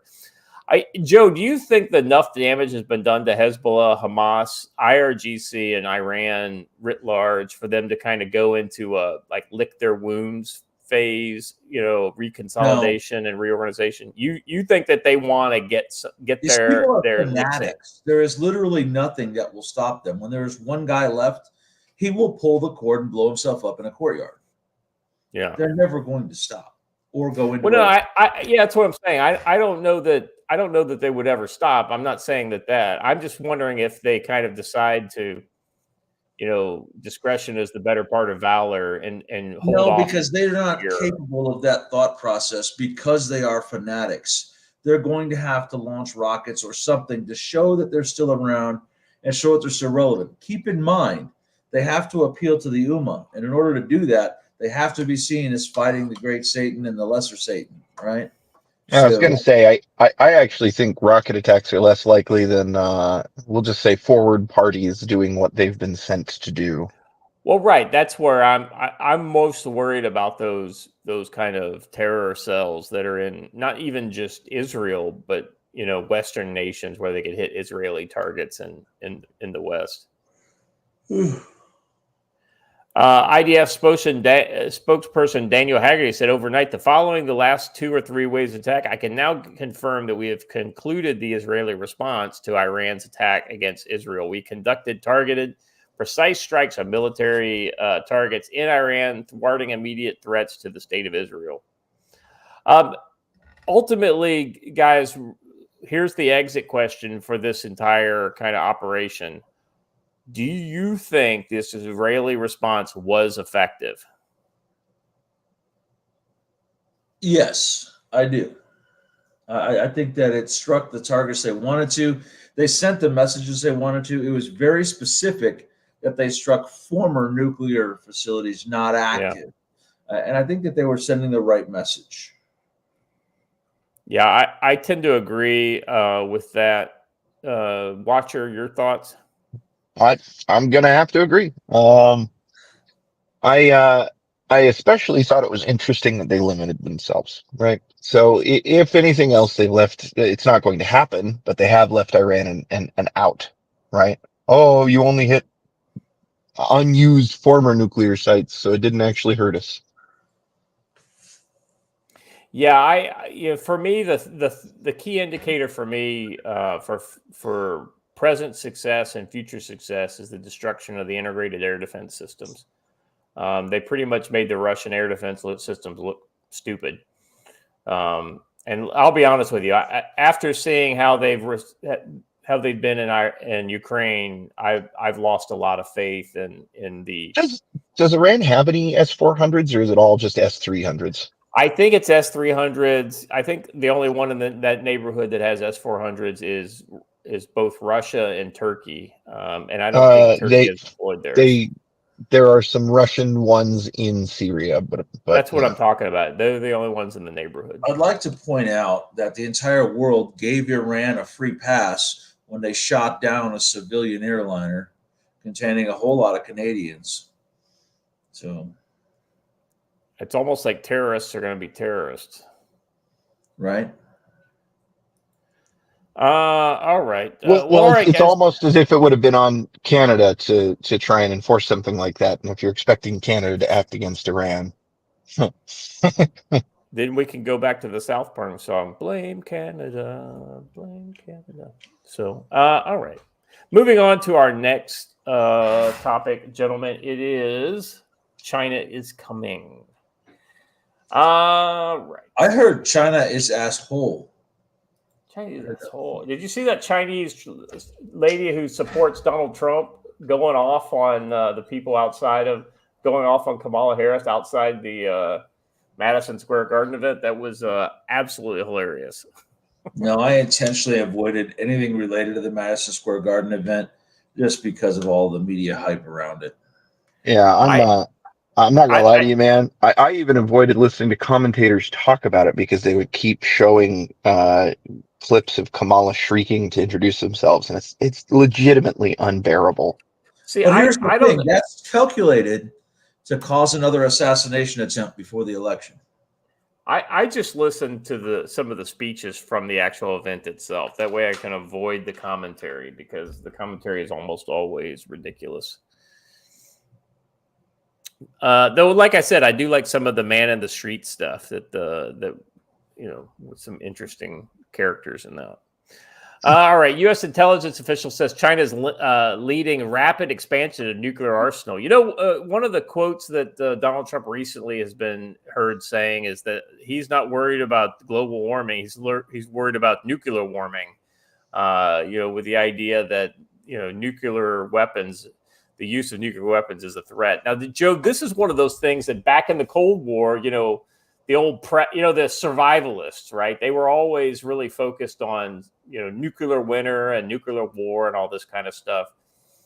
But I'll be honest with you, since those times, we're really in the first era where we need to actually be cognizant of the fact that nuclear weapons are on the table.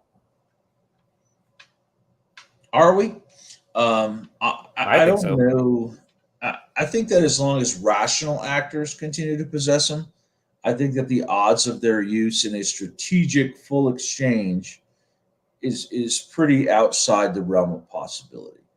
Now, once you talk about Iran and North Korea getting actual ICBM quality ones, strategic nukes, then you have to rethink it. But I don't think that either of them are there yet. They're both probably at the tactical level. I think, for me, it's not about like worrying about a Cold War level massive nuclear exchange. I have more worried about. You just said. I know. I'm just saying. I'm just giving you my opinion, right? And my opinion is more the limited use, but I don't limit that just to Iran and North Korea. I could see a Russia, a China, using a 1, 2, 3 missile. China, yes. Russia, no. But see, I see them. Can I be honest, gents? Everybody's talking about missiles here, and I think, weirdly, I think that the era of missile-delivered nuclear weapons is not over, because they're always going to be the overstanding threat. I don't think that's what's going to be used. I think you're more looking at suitcase nukes that are unattributable because they're not flying in from an enemy territory. Well, yeah, I think that's actually a good point, Watcher. I say nuclear missiles, but really what I mean is nuclear warheads, right? And the delivery system is agnostic, right? Whatever delivery system is correct for the application. I guess my point is I'm thinking of like tactical applications where they could be used, like specifically in a China-Taiwan scenario, using nuclear weapons against naval targets that avoid civilian casualties. Okay, well, that makes more sense, but that's not the way you presented the question. You presented it as a Cold War level strategic exchange. I'm just saying nuclear weapons in general haven't really been on anybody's radar. But there's two different risk levels, right? A tactical nuke used at the front line on supplies, which is the Russian use case, what it's always been, right? Right. Versus hitting LOCs and population centers in the West. Entirely different things. One has long-term effects, and one actually has relatively short-term effects. Weird Depending question. on And I'm sure that just thinking about China and Taiwan and use of nuclear weapons, weird question. I know that we had developed a series of nuclear torpedoes to match Russia's nuclear torpedoes. Do we still have those? Say that again. Nuclear torpedoes. Yeah. Nuclear torpedoes. They're meant to sink basically an entire fleet in one go. Yeah, I don't think that we still have nuclear torpedoes in the arsenal. We've really limited our arsenal. It's mostly it's mostly SLBMs, bombs, and ICBMs. That's so that while we're dying from the fallout of the exchange that happened throughout the rest of the world, we could say, but we didn't do it. But yeah. But I think too that at the tactical nuke level, the effects are often overstated, and there's a hype and a fear about how bad the effects will be.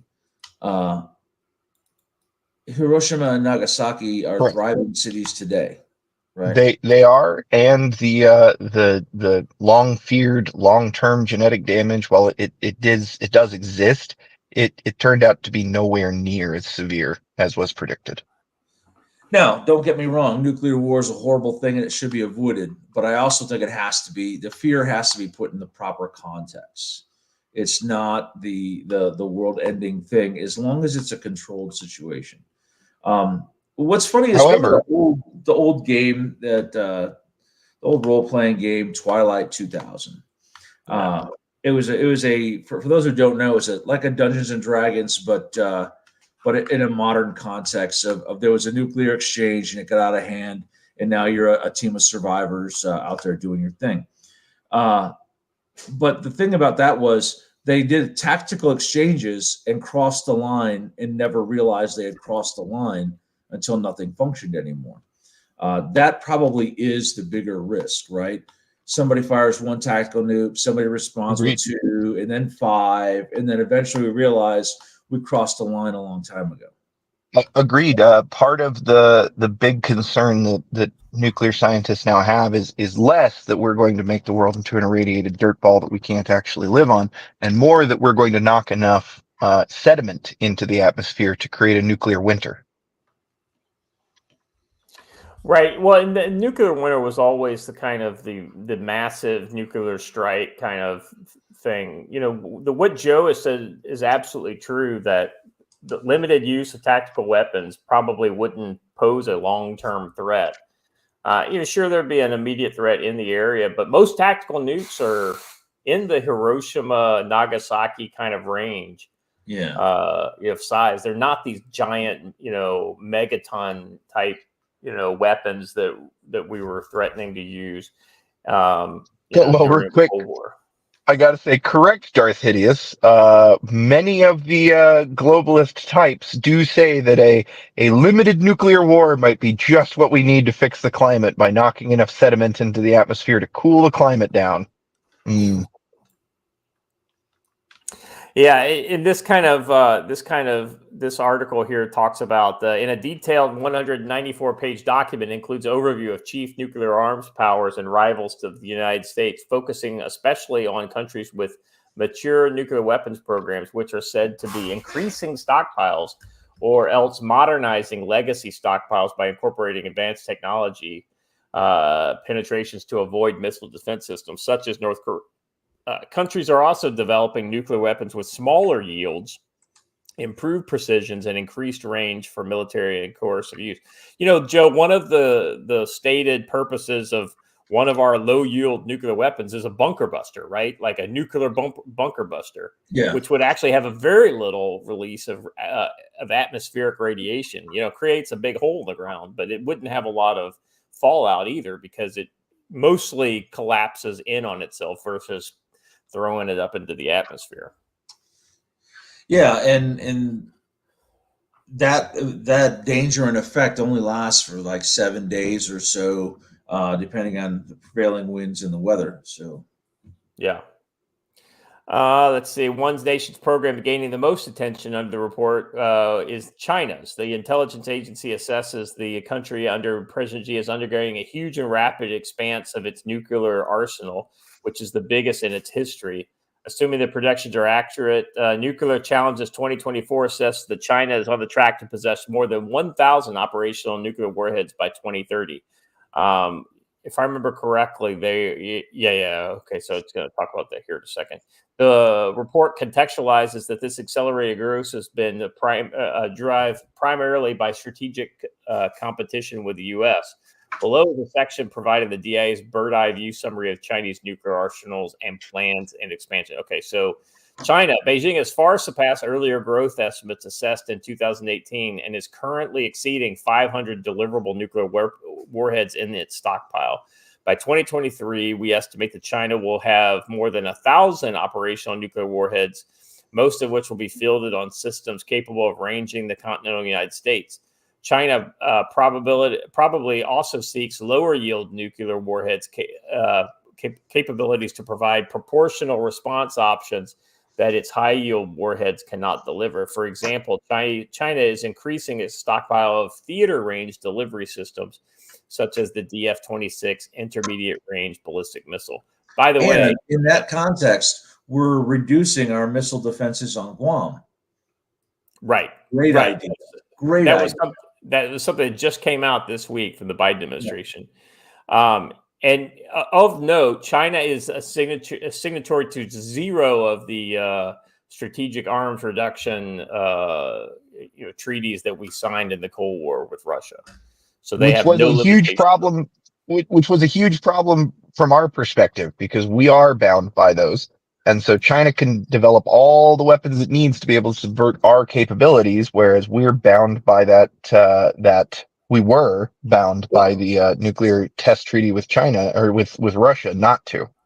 Well, IRBMs are specifically something that was limited with that, what I think it was the SALT II treaty or whatever that Trump that we backed out of. Backed out of because our competition was no longer with Russia, but was with China. And they had proven that Russia had already, their Iskander missiles violated that treaty before, we even pulled out. And so here is a kind of expanded, kind of the current nuclear arsenal of different countries. Russia clearly has the largest with 4,380. United States is at 3,708. China has 500. France is 290. I like how it attributes 90 to Israel. Of course, not the. Looking at this chart, I have kind of an internal question. How long do we think it's going to be before we're doing those continuous nuclear bomber flights again, where we always have nukes in the air? Well, it depends on how things go down with China. I mean, if we go on the timeline, I think that we potentially could go on with China. We'll never have the opportunity to get there because we won't be in that Cold War stance, That was a really unique position of the Cold War, right? We had this ability to create these enduring systems that allowed us to always be ready. And we don't have the military at all to be able to do that at this point. Well, the scarier thing would be if we tried to, because even during that, we had I think 18 broken arrow incidents, like a ridiculously high number. How many of these are actually functional on these Minuteman 3As or whatever we're on now? That's an excellent question. When we push the button, they're not going to go anywhere. So, well, I mean, we don't test our weapons anymore. So, we could probably say with a relative certainty that most of them will work, let's call it to the 90th percentile, but still, I mean, if you need a weapon to go off and it doesn't go off, then I mean, that's a big deal. Yes. All right, moving on to the next story here. So, we were talking last week and the week before that extensively about China and the Taiwan, kind of the rhetoric and everything that's going on around that. China vows to take countermeasures over U.S. and Taiwan $2 billion arms deal. The package includes NASAMS. Those are an air defense system that Taiwan says will help it face the Chinese frequent military maneuvers. And then China says they will take countermeasures to defend its sovereignty and territorial integrity. The government said, lambasting the $2 billion arms sale.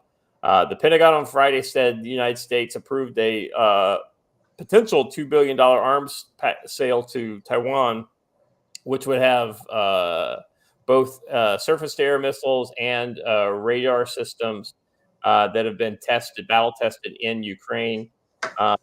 In a statement, they're not saying anything else, so I wonder if that's just that. Yeah. So it's 1.16 billion in missile systems and radar systems worth an estimated 828 million. So that's all missile systems. That's $2 billion worth of the NSAM missile system.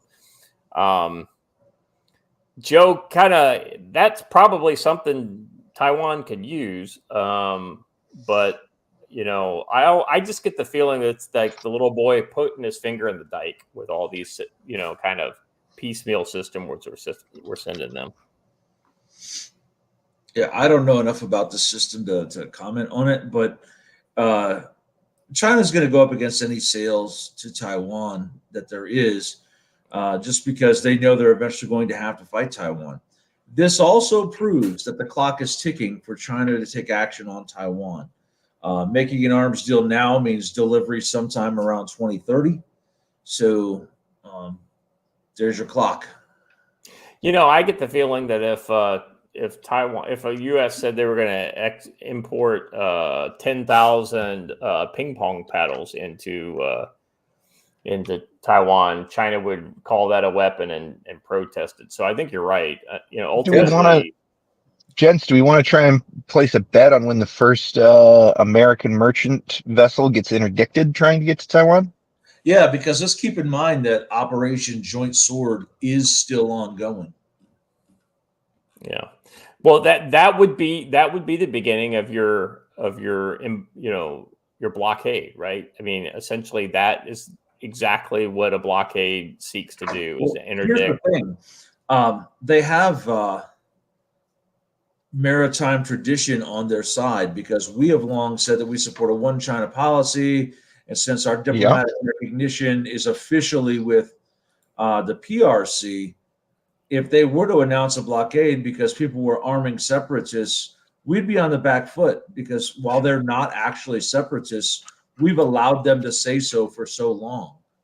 They are certainly within their exclusive economic zone, and they're really good at working the UN to their advantage, because they own half the UN at this point. It's just like they did with Interpol. They get their people into the positions, they forward them up through the agencies, and then when the time comes, they burn them in order to get exactly what they want. Well, It's like what happened with the WHO, Yes, now is a bad time to invest in Kinmen Island real estate. Yes, that is what we were saying. Time to invest in Kinmen Island real estate. I don't know that there's ever been a good time, but now is definitely not the time. All right, gentlemen, I tend to be very supportive of Chinese who come here and seek the American dream, right? Like, I'm an individualist. I don't paint with broad brush racial or national peoples that come to America, because America has that unique kind of call to people from all over the world. That said, the behavior of some people who come to America tends to kind of out themselves, right? Without them kind of intending to do so, as kind of hidden enemies of what we stand for in America. And sometimes those hidden enemies are, just as white and European as us. And sometimes they are people who, started their lives as economic immigrants to America. State alien land laws drive some China-born U.S. citizens to rethink their politics. This is interesting because, she's a God-fearing Republican-voting Chinese American, right? U.S. citizen now, naturalized U.S. citizen. If she's a naturalized U.S. citizen, why does she have an issue with it? Yeah, born in China, who used to vote more Republican, but has changed her mind after Florida passed the alien land law because she wants China to be, like I said, she's inadvertently showing her real colors, right? And so when the Florida GOP-dominated legislature and Republican government enacted a law last year banning Chinese nationals without permanent U.S. residency from buying, so it's if you doesn't have a apply green to card, her, then, you can do it, right? It does not apply to her. Yeah, it doesn't apply to her, and it doesn't apply to green card holders, right? Not even citizens, right? From buying property or land, Zhu, who became a U.S. citizen about a decade after coming from China for college, had an awakening. She felt that her native blood kind of came alive, and she had to support the communist regime ability to buy farms and land in America. Well, let me ask you this. What are the laws in China if I want to go over there and buy me a little plot of land? Well, you can't do it, Joe. I can't. Hey, actually, let's back up and go even better. What are the laws in China if you say, Joe, let's say that one of your boys falls in love with a beautiful Chinese woman and marries her and they move to China. Can your son ever become a Chinese citizen?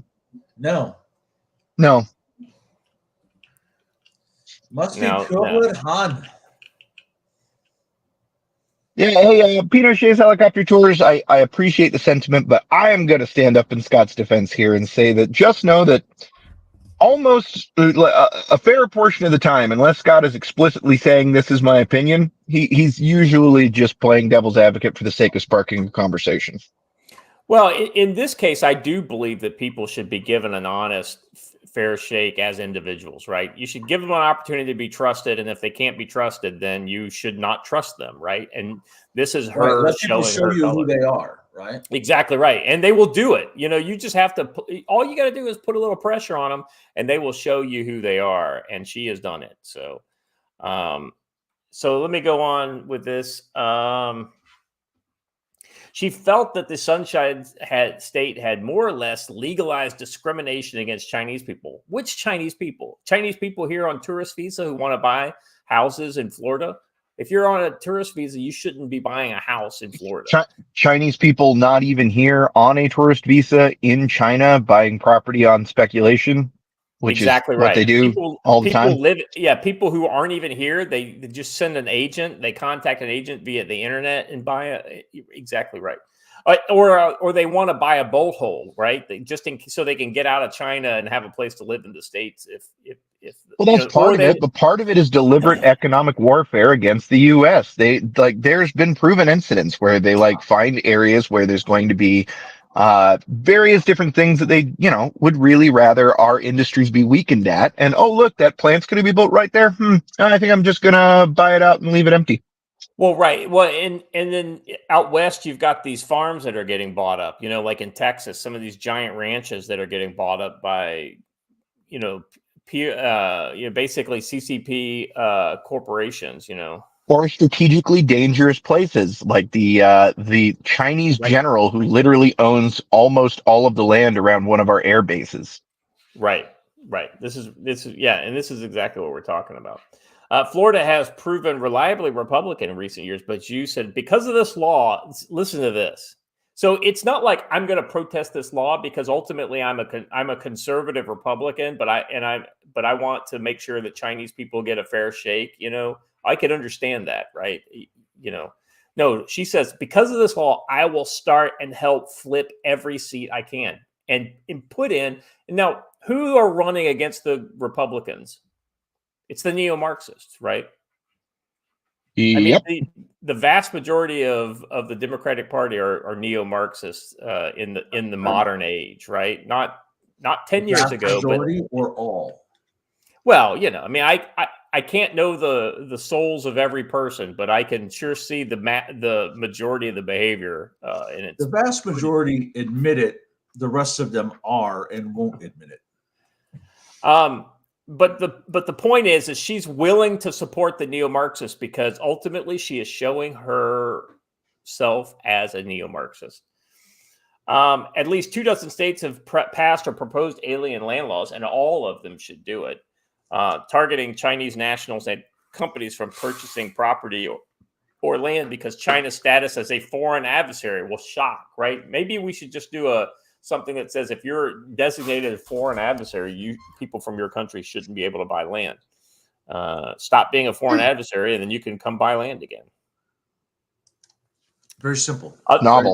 Novel idea that we shouldn't do business with people who mean us harm. That's it's really weird. Right. It's almost as if Marx said something about that we'll hang the capitalists with the rope that they sell us. Weird. Well, it says here other countries are mentioned, but experts say China is the constant focus in political discussions. Maybe it's because it's the only country in the entire world that poses an existential threat to the United States. The only one. And no, Russia doesn't pose an existential threat to us. And neither does Iran. I think if you go a little further south, you'll find another country that is a potential existential threat. Who? India.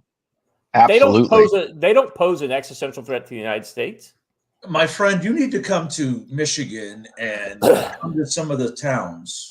Yeah, I was going to say, as a person who hasn't been here for a long time, I will excuse you, but just know that when you get home, you will be surprised who owns half the businesses in your hometown. Yes. So what you're telling me is if an Indian person comes here to America and follows the rules, then they are an existential threat. They do not want to follow the rules. They want to change the rules. Colonizing the world. Here's the problem, guys. I have an issue with painting with too broad of a brush. Right now, Joe is more on it than what you're getting at, Watcher, from what I can hear. Right. Joe's literally saying the exact same thing I am. Joe is not talking about a policy of the country, right? This is not the official policy of the Indian. Nor am I. Right? Nor am I. It is the fact that there are 1.4 billion of these people, and they're just kind of spreading because their country is stifling their ability to do whatever it is they want to do, right? And they're going everywhere. But now they're trying to establish the caste system here in America and saying it explicitly. Well, right, and that of course is not okay, right? And I haven't seen any caste systems going. I mean, I don't see anybody talking about it in the news. Scott, if that were the metric by which things were true, my goodness! I haven't seen it in the news. Watch. Well, I mean, Joe, do you trust me that I look at different news than the mainstream media?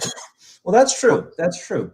That's true. Hey, watcher. I'm not going to argue it. Send me links. Educate me. I won't even send you a link. Let me give you some personal experience. Canton Township, Michigan, has stopped running 4th of July fireworks in favor of doing fireworks on Diwali because of the change in its population over the last 15 years.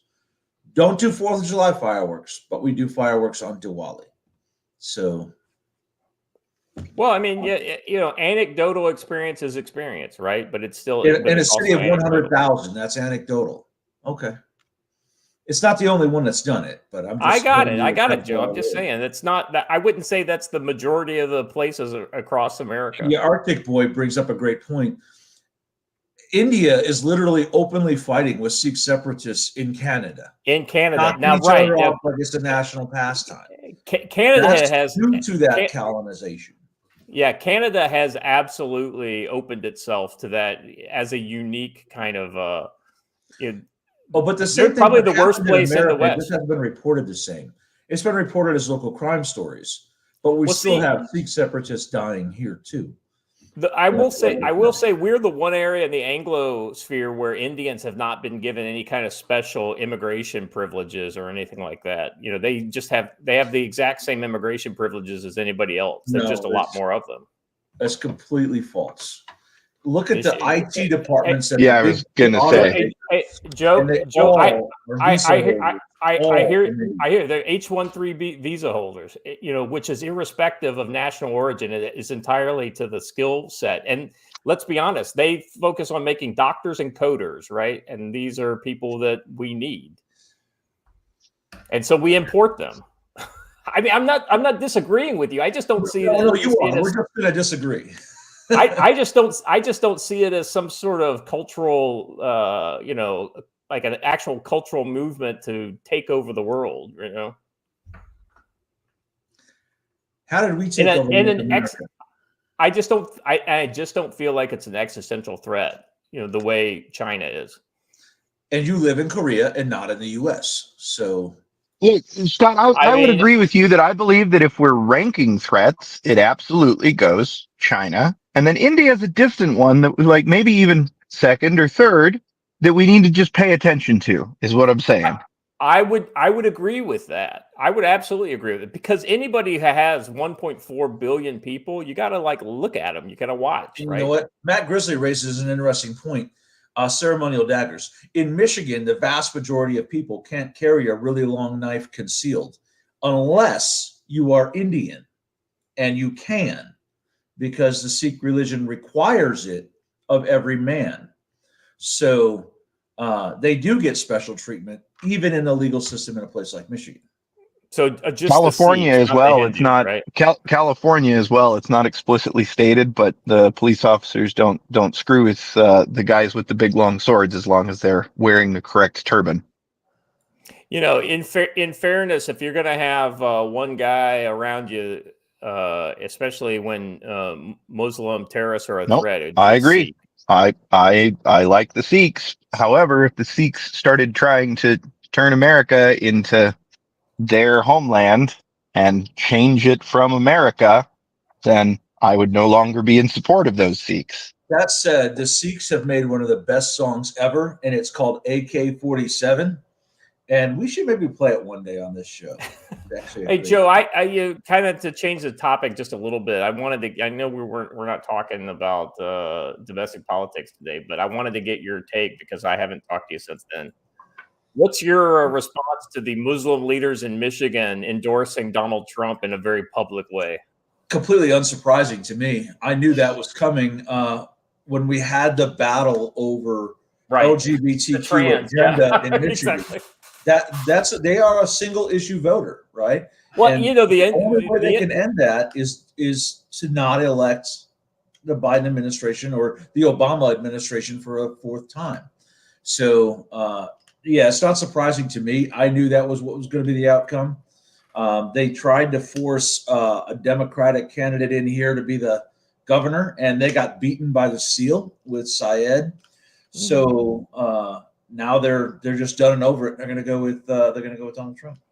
Well, I just think this is interesting. With what's the liberal Arab Muslim agent group that CARE? Political CARE. That's it. They've always been a useful idiots for the Muslims within America. It's just interesting to see, except for on that one issue. On that one issue. And by the way, CARE is nothing but a Hezbollah front. Absolutely, Hezbollah infiltrated. 100%.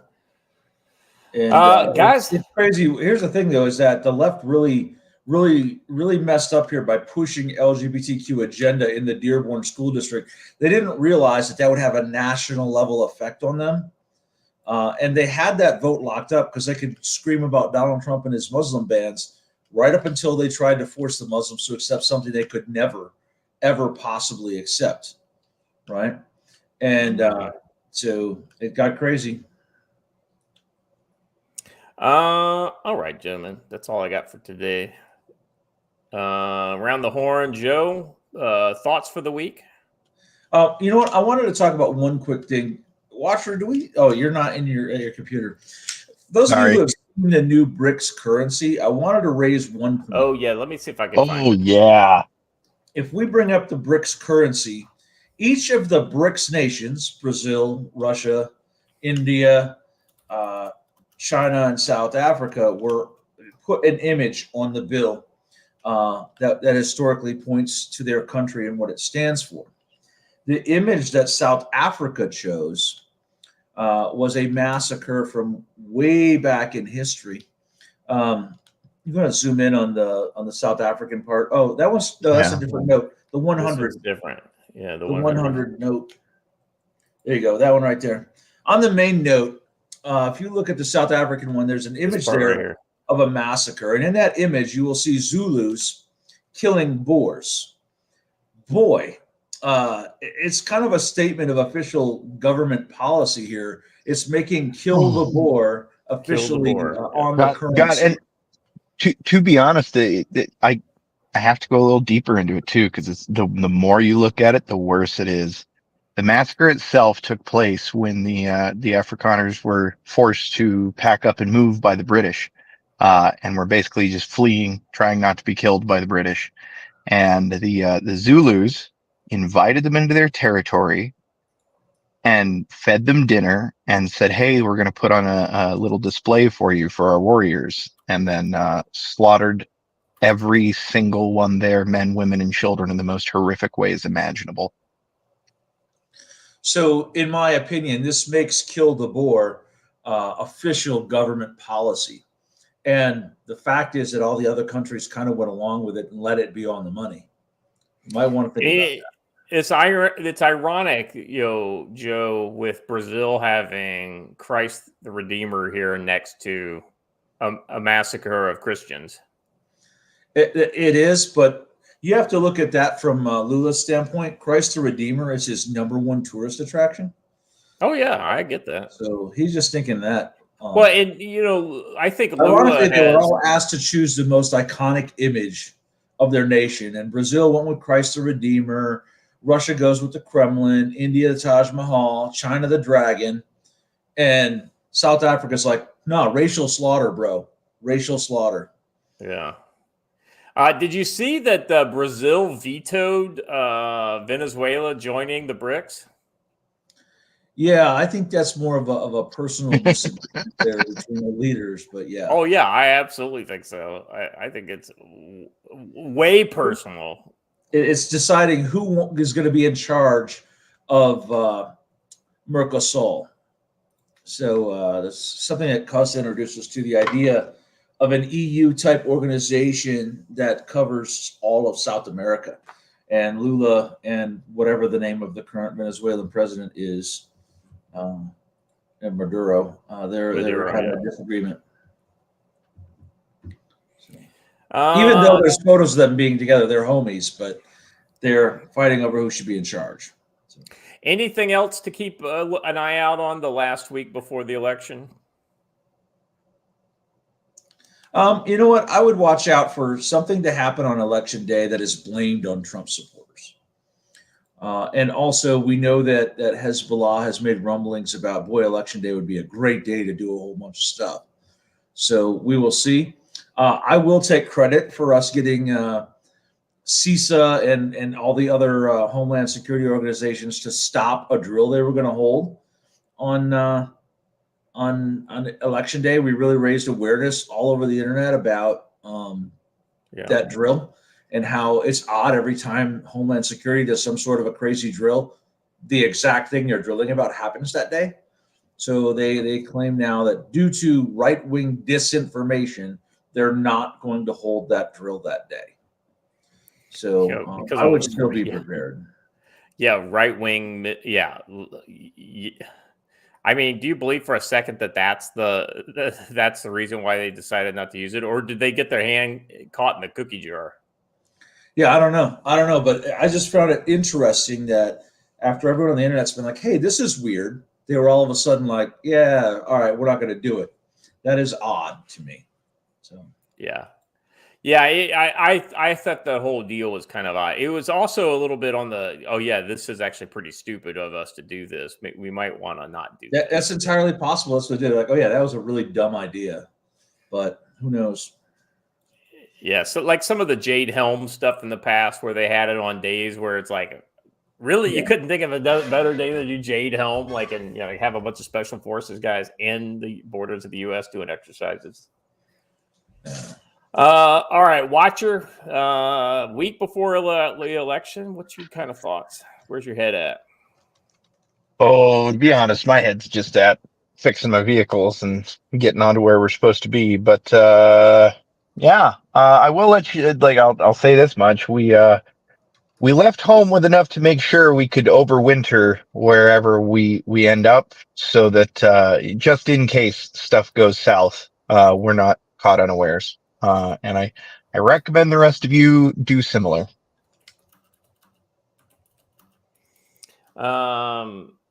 Yep, I agree with that.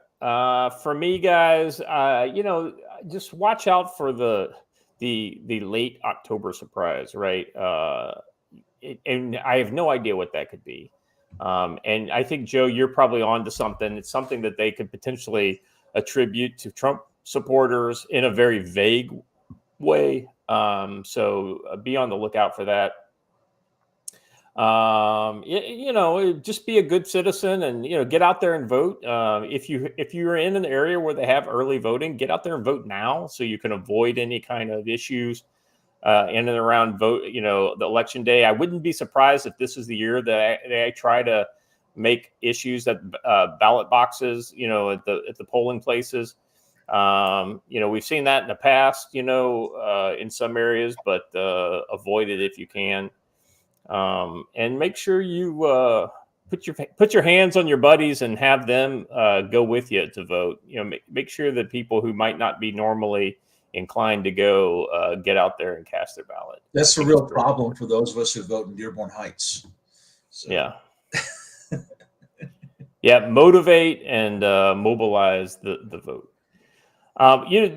Guys, that's one thing that I've been very happy with the Trump campaign is they've done a really good job of actually focus on mobilizing the vote, and the turnout effort has been a big focus. Registering voters. And I totally forgot about this, but did we talk about the really weird vote about your friends and neighbors will know if you voted?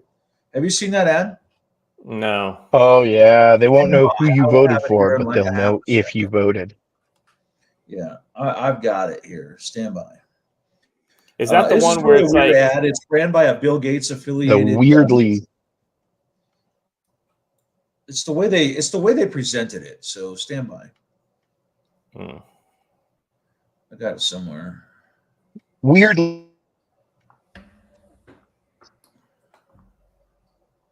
Did we lose Watcher there, or what happened? Yeah, he kind of broke up. Oh, sorry about that. Yeah, no, I said I've seen it, and it's weirdly threatening. Well, that's why I wanted to put it on here so everyone can see it real quick. Oh, right here it is. Copy link. Share the video that's in that tweet.